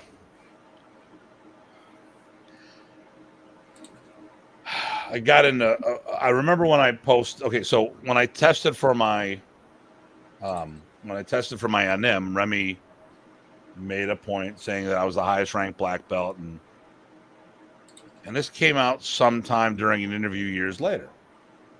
I remember Brian got his nose bent out of shape about it because, well, what about Lowry? I'm like, but Lowry retired and his rank's no longer valid. When you retire, really, you're no longer doing it, right? I don't want to say the Who knows? Oh, geez. I still think that's Rocky. All right. I don't know. It's pretty fast typing. I don't think it's Rocky.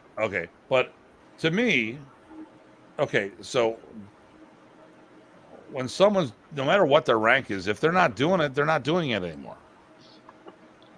Right. So there's a bunch of people that may have been ranked above us back in the day, but they quit, retired, or whatever. That's how I look at it. But so with my biker friends, right?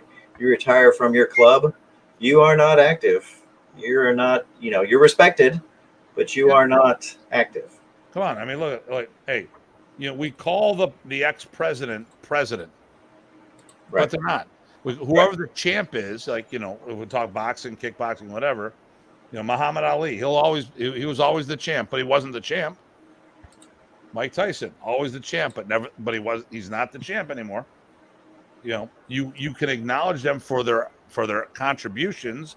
You can acknowledge them for their accomplishments, but I mean, boxers got a box, and Right. here we go. Let's see what it says. Boom. I'll let you take this one. Oh, let's see. There was no internet when the camp was around. There was no Facebook. Did you remail flyers or just advertise in black belt? How did the camps get the crew today? We have the internet today in most events. We saw them on black belt. We got literally snail mail flyers in the 90s, and probably in the 80s the same thing. That was actually a nice question. Yep. Moldy pizza, man, you're throwing me off here. Yeah, I was waiting for the punchline and it didn't come. So yeah, snail mail and Black Belt magazine. Yep. And Remy inside kung fu for me. And Remy would be handing out those trifolds everywhere he went. Yep. I have in my other folder. I didn't have it out, but I've got 1 million of those trifolds. The camp and seminar trifold little flyers. Yes. Double-sided copy, folded up, put a sticker on it, put a stamp on it, boom, goes out. Rank in Modern Arnis was always the touchy because Remy said to different people, it sucks, but that's what it was. I always went, okay, even a bad pizza has a good slice. My thing was with Rank, I didn't give a shit with what Remy told me behind closed doors. Yep. All that matters what he told in public. Yep. And I think that's what a bunch of people got twisted about. Yep. Because they wouldn't say the public things about them. Right. I would be, and Marky says this, it used to be the Bible of martial arts. Can't wait to get the next copy. And that's how I tracked Remy. I would look in both of those magazines and go, ooh, what can I get to? What can I get to? I'm a poor grad student. I want to get to all of those things. Yeah. Didn't matter if it was seminar, camp, whatever, which I guess was unusual. I didn't realize that was unusual at the time, but that's what I did. So Lorne, I remember you. You were very skilled at the time. I thought you were respected in your area, right? What's that? I lost you. He just fell asleep. Hey, listen, old man, if it's past your bedtime, let us know. No, I didn't fall asleep. I said I heard you say you remembered me, but I remember you back in the day, and you were a talented person. I'm assuming you were respected in your area for the most part, right? As in other martial arts, you mean? Yeah. Well, yeah. I mean, I was a martial artist, holding black belts in other arts before I started training Arnis, just like I'm sure Ty was, and many others. So when you went to camp, a lot of the school owners and club directors, they respected you for your accomplishments and what you were doing, right? At the camps? Yeah. Well, I don't think you get respect from everyone. I didn't say that. Listen, we're talking the norm, not the exception. Yeah. I don't think whatever our background was at the camps. I don't think at least for myself and maybe for quite a few of us that got together. It didn't really matter what ranks we had in other arts, who was what rank. We got together, we had a good time. We exchanged material, after hours of the. I think you're looking into this a little too deep. So let me go where it is. My point was, I'll say it this way: Lorne, it was a good martial artist. He was respected by the people I knew. Yet when he got promoted to 5th publicly, people got their panties twisted, which is a lot of times why Remy sometimes did things behind closed doors, because other people, instead of trying to do their own work, just whine and bitch and cry about it and try to tear other people down. That's what I was saying. Okay. I'm not trying to set you up, brother. I'm setting you up for. No. I just, Okay. Yeah, I mean, that's true. I mean, there are people that got upset with with me getting a 5th degree, with me getting the title of Master of Modern Arnis, which some people seem to have a problem with. But as Rocky had mentioned, and as I'm sure you guys know, this was Professor that we're questioning. You know, and whatever Professor gives out, who the hell are we to question it? You know what I mean? If he gave me one title, he gave Tim another title. He gave other people throughout Modern Arnis different titles. He gave me my fifth degree. I don't understand why, and in my case, a lot of people did their best to hide it. Actually, if I would continue to stay hidden like I did for many years, and there's a reason why I did. If I'll be open about it. I was on a spiritual path, and I chose to stay very hidden as I continued to teach the art. But if I never would have come out with it, it was so well hidden that no, Lorne, no, he never got that fifth degree. Oh, he didn't get it at the camp or whatever. These are the same people who didn't get their rank from the camp, from all their ranks from a camp. So, yeah, it is true. There are people who, and that's not just for me. I'm sure there has been many, through the years. Now, let's put things in another perspective. And Pizza says, yes, people suck. That's why I identify as a pizza. Some say pizza. He's making me hungry. That's all I know. Yeah, that's what he's doing, man. And the pizzerias are shut down for the night. God damn you. Here's the thing. People don't understand. And we talked about this on the show last night. So Ty and I was on FMA discussion last night. So I don't go to the Philippines to learn martial arts because some of the world's best martial arts have moved to the States. I agree. So I was very well trained when I went over. Mm-hmm. Did I pick up a couple pieces? Yeah, of course I picked up a couple pieces. Not pizza, that's a different piece. Presentation, twists. Oh, I see someone doing a step and they showed why they did the step. I'm like, okay. So I picked up little kernels here and there. It was great. Okay.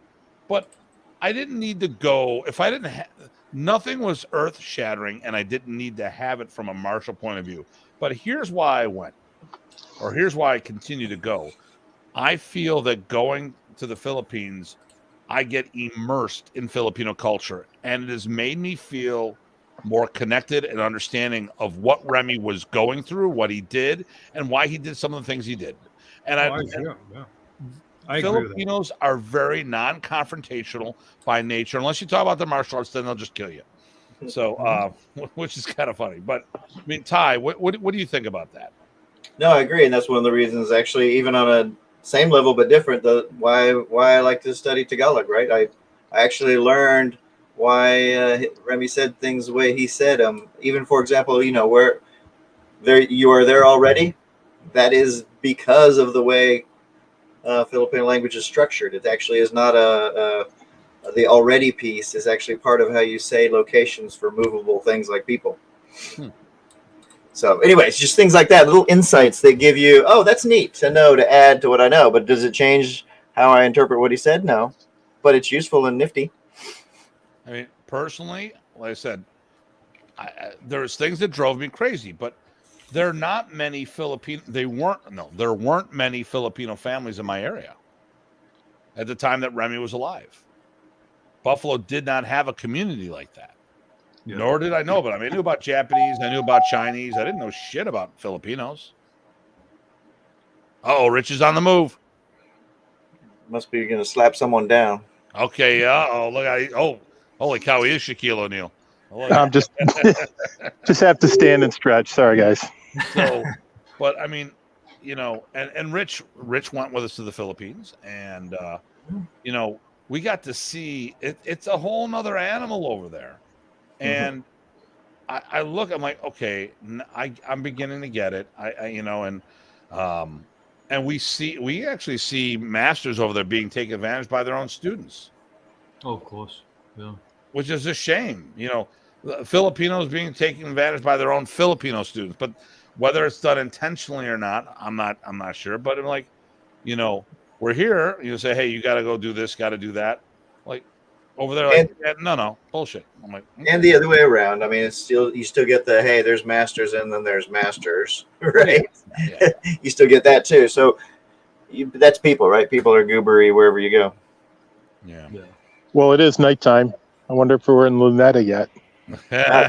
Why the freaks come out? Morning now. Morning. Well, now. yeah, over there. Uh-oh.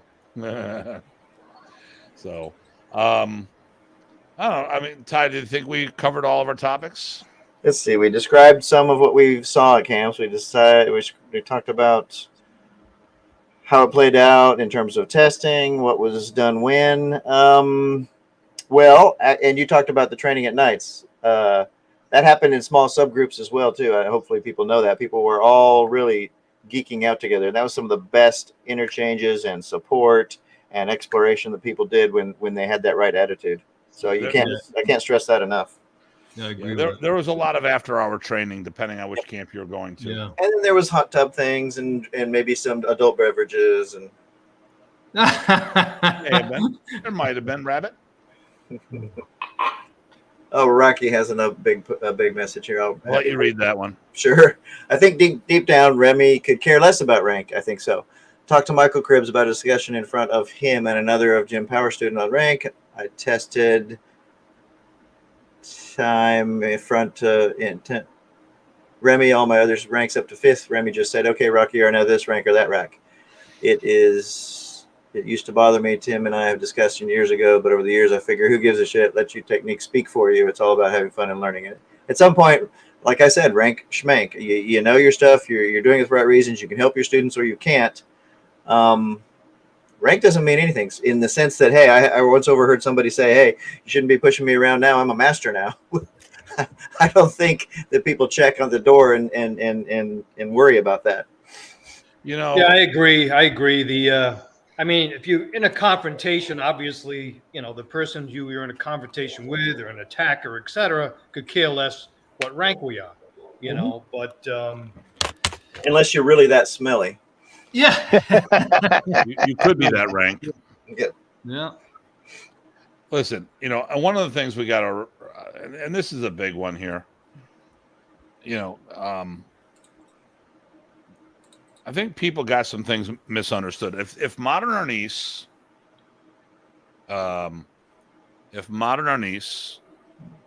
is the art within your art, then part of your rank is your art. Okay, so when you're doing things, people have to remember. When I looked at some people going up, okay, so when I was in Kun Tao, I'm not saying I'm not in Kun Tao, but when I was doing my Kun Tao actively before COVID, there was a protocol established. I came in and the Grandmaster met me, Grandmaster Lanata.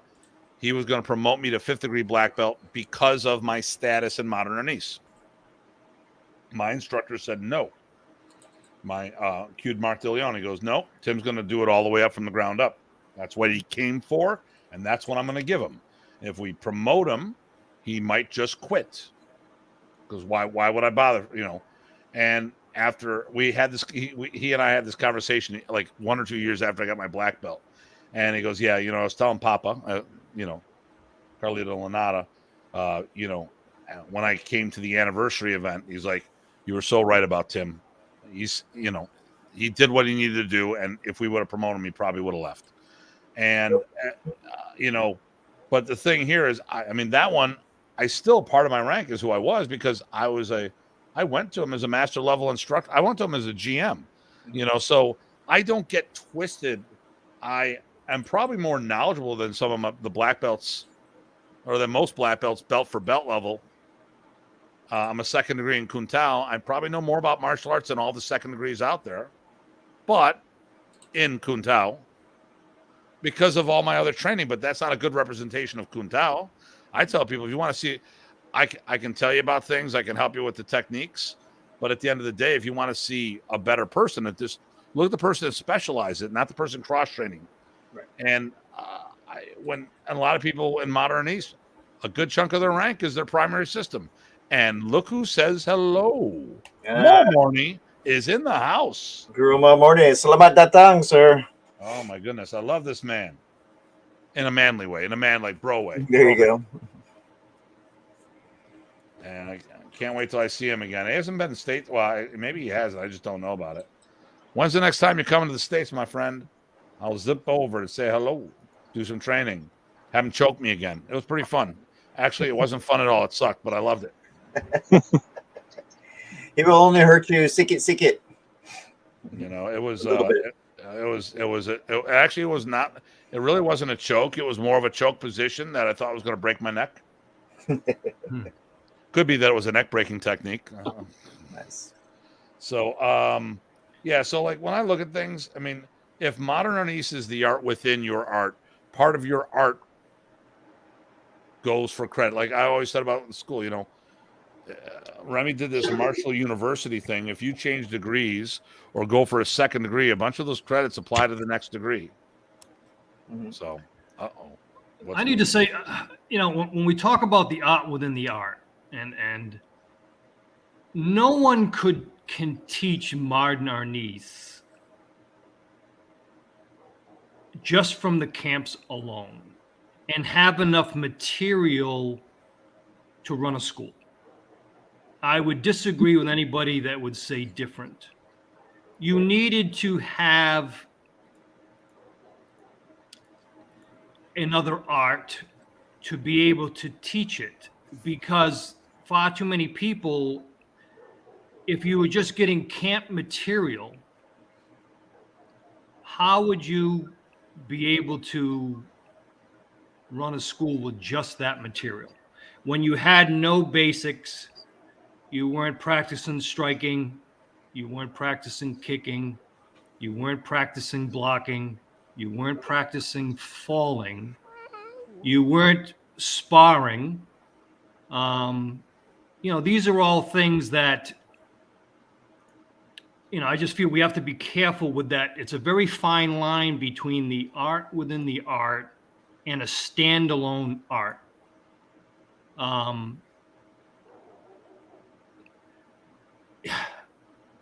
You know, myself, I mean 1993 was the first time in the East Coast that it was just a padded stick match occurred. Yeah, if anybody out there was at that camp, they can certainly add in. There was a world champion stick fighter there. Professor asked if anybody wanted to spar with him. So I raised my hand, and we had a sparring match. Now, to me, it's, you know, padded stick match. I think nothing of it. And we were targeting the limbs anyway, so it's not like, you know, any big deal. But we've never even, that was the first time.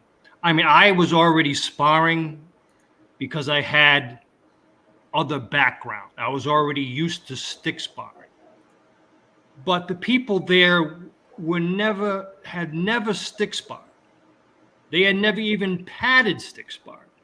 So how can you teach an art if you don't even have that kind of experience? You know, so it's a funny thing. And I'm certainly not going against you. I'm just saying, when we say art within the art and a standalone art, we just got to be careful with that, because you couldn't teach it.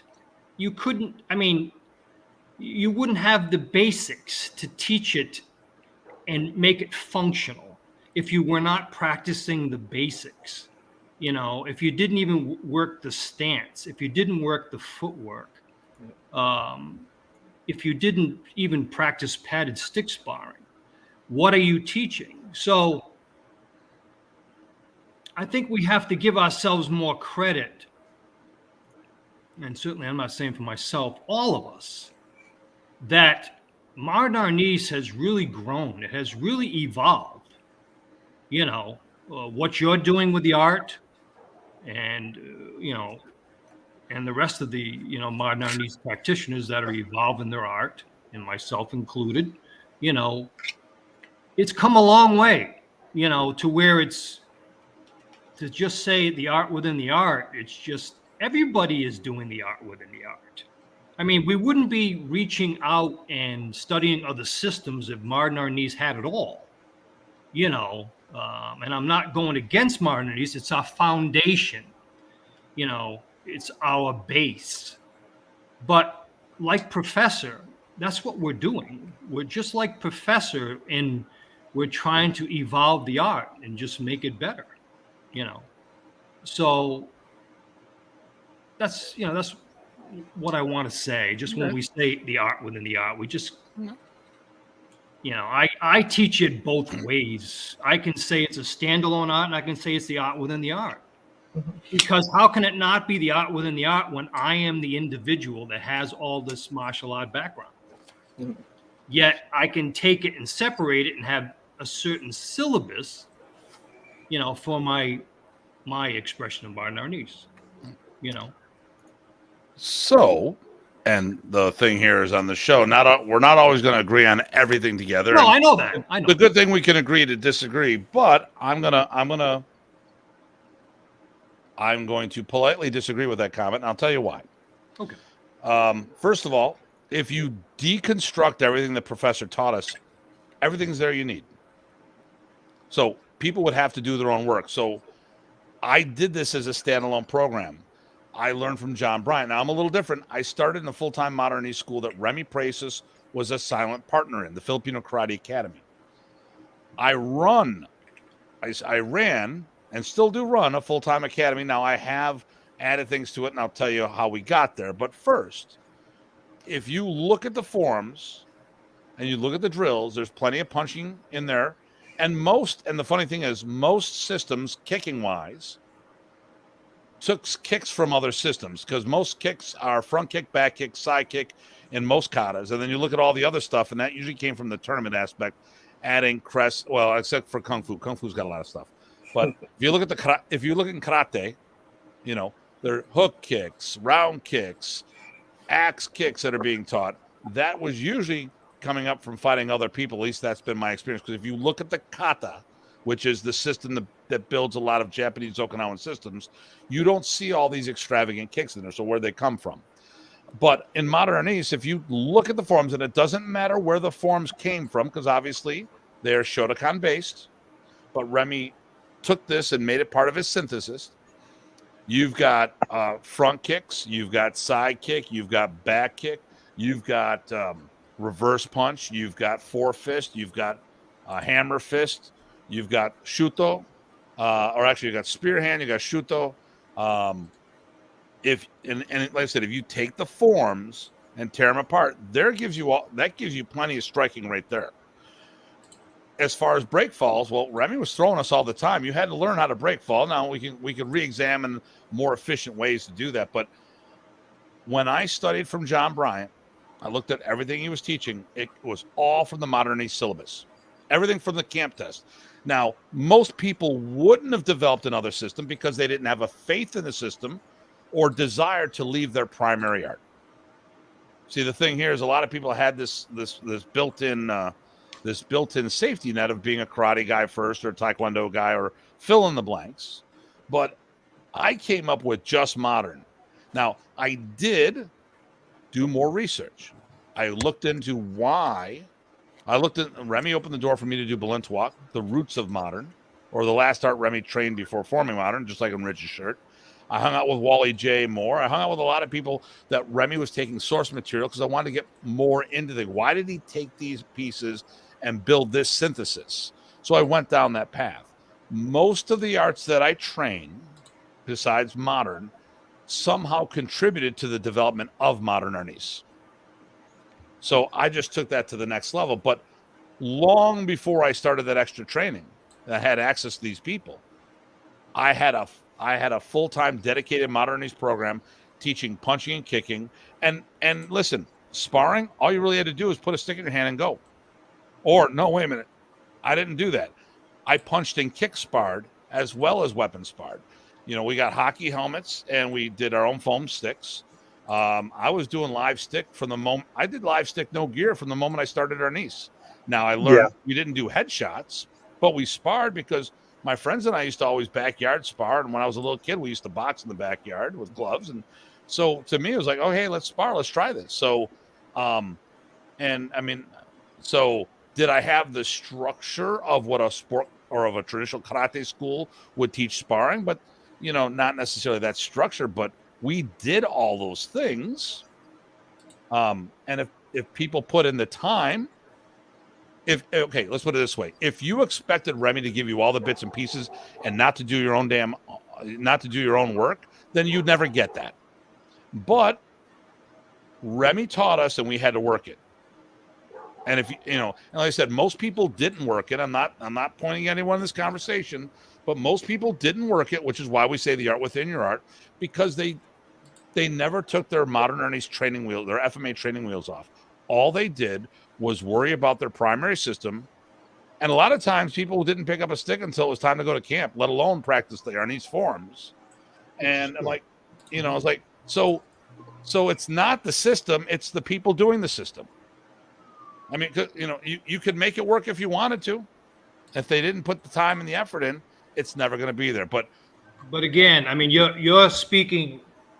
What I said was not. I'm not speaking to you in per se. No. But when you said that you worked hard to put your curriculum together. You broke down, you know, the forms to get these basics, etc. But not a lot of people did that at camps. Didn't say that was the case, but the thing here is, if they had all the information, they just had to do it. Richard, you're not going to get arrested, are you? No, that's why I turned it around and let everybody see it was an ambulance running by. Okay. Rich Parsons been seen on the corner of 5th and 23rd. If he starts running, if Rich gets out of breath all of a sudden. I know Rich is. It's not going to be running. It's going to be like 3 steps, and then he was like, "All right, I'm done." Just come arrest me. Just like I do, man.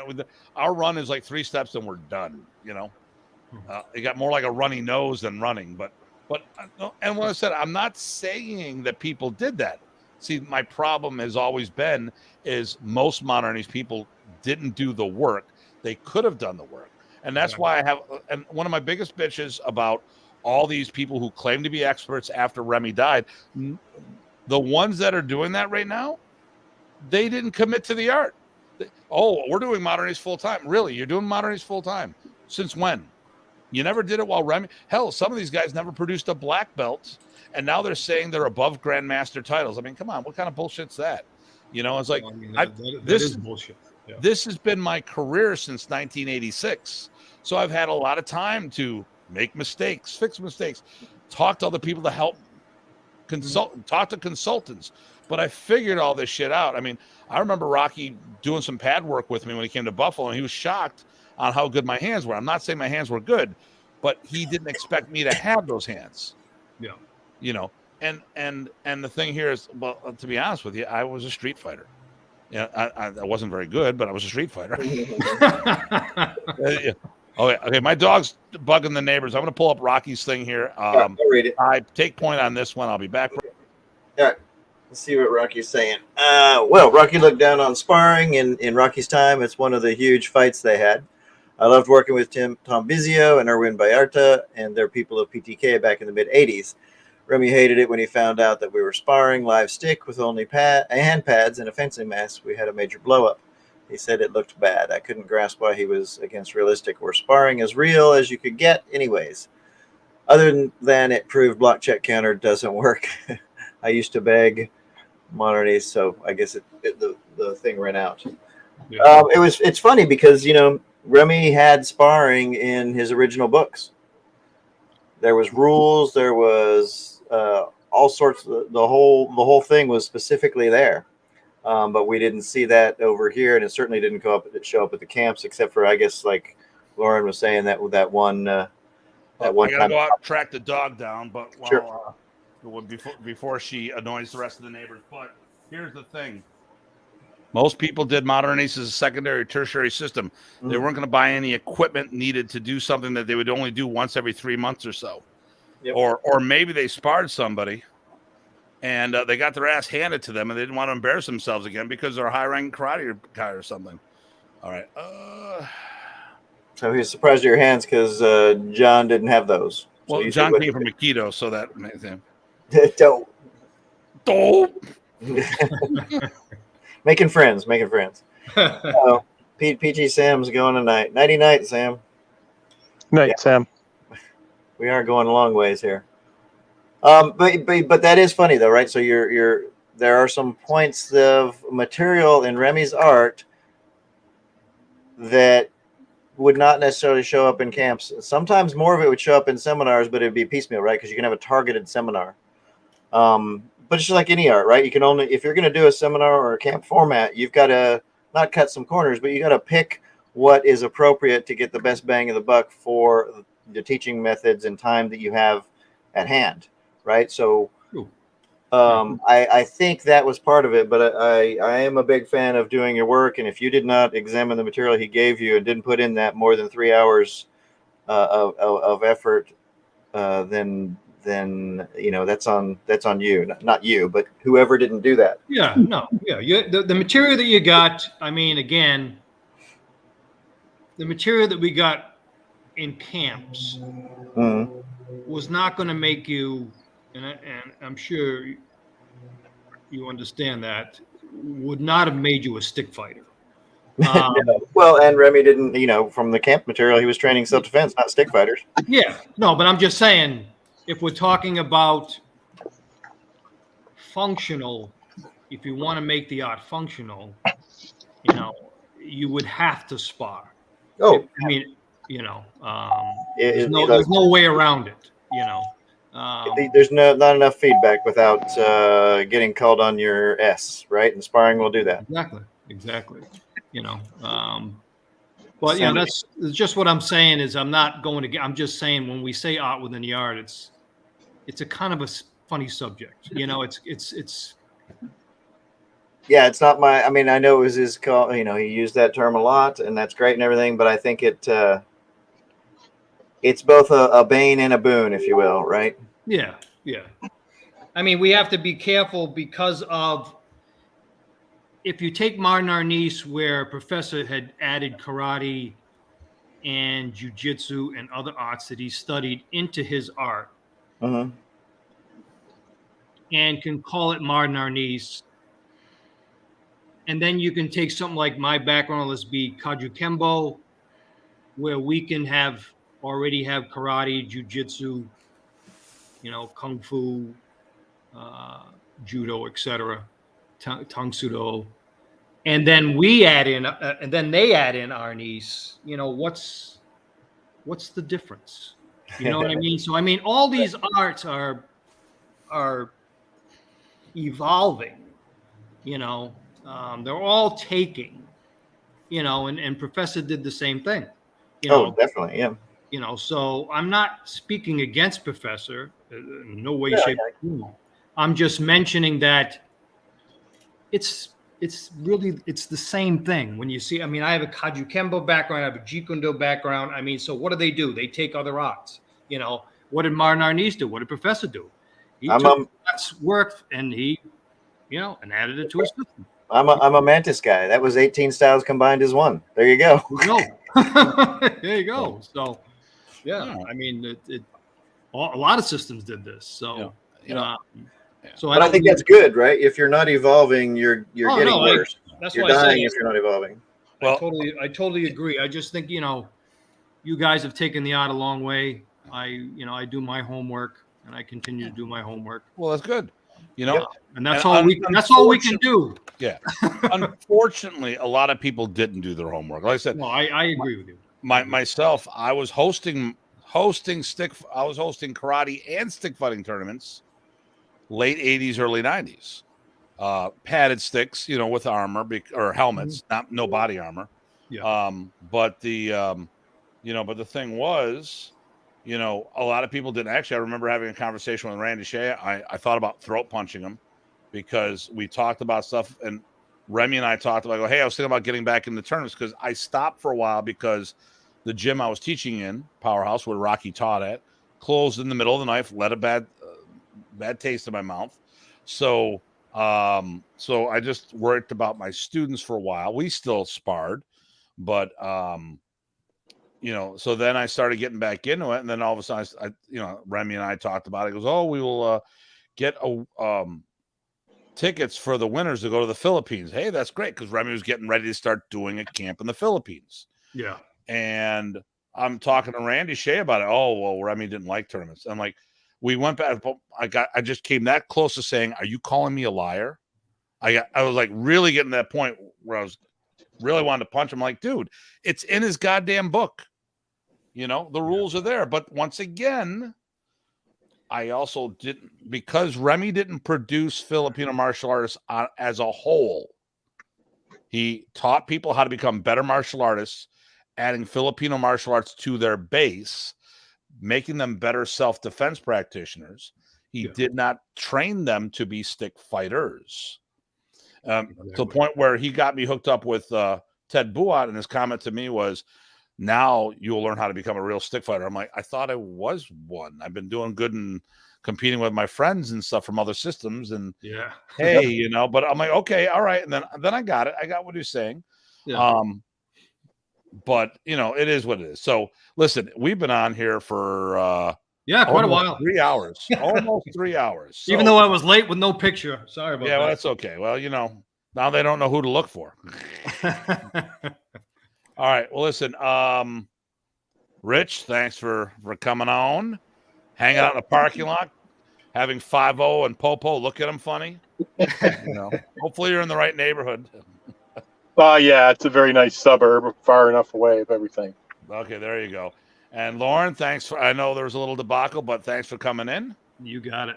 You got it, guys. We have one here. Yep, Filipino arts of self-defense. That's Modern Arnis. It's just a shame that Remy never supported those who wanted to take it further. I started a style of Blintz walk with him in 82, 83, same year. I started with Teddy, and thought he would be proud, and drove a wedge in between us because I couldn't understand why he didn't want to teach people this to be stick fighters. He was a very complex man. It was hard to figure out. We fought like cats and dogs, and it sucks. We never got back together. That happens a lot. The thing here is there's a cultural thing there, Rocky. I didn't figure a lot of this shit out until after going to the Philippines. I would go to Toronto on a regular basis, getting exposed to Filipino culture. Going there, much, much better idea of being immersed and understanding what's going on. So here we go. Eric says, "Good night to all." And Rocky says, "Run, Rich, run." Sounds better when it's Forrest. Run, Forrest, run. All right, guys. Pizza out. And then Night Brothers. See you, Rock. So, Rich, thanks for stopping in. Lauren, you got it. Stopping in. Pleasure, guys. We'll Take care. do a quick wrap up. I will talk to you guys later. You got All it. right. So, Very cool. So next week the next 2 weeks we are off. This week is the World Modern Arnis Alliance Instructor Development Camp. And the week after that is Labor Day weekend. So I think that's about it. So I will, as always, everybody, please stay safe and stay sane. This is Datu Tim. AG Ty, take care, everyone. All right. Stay safe and stay sane.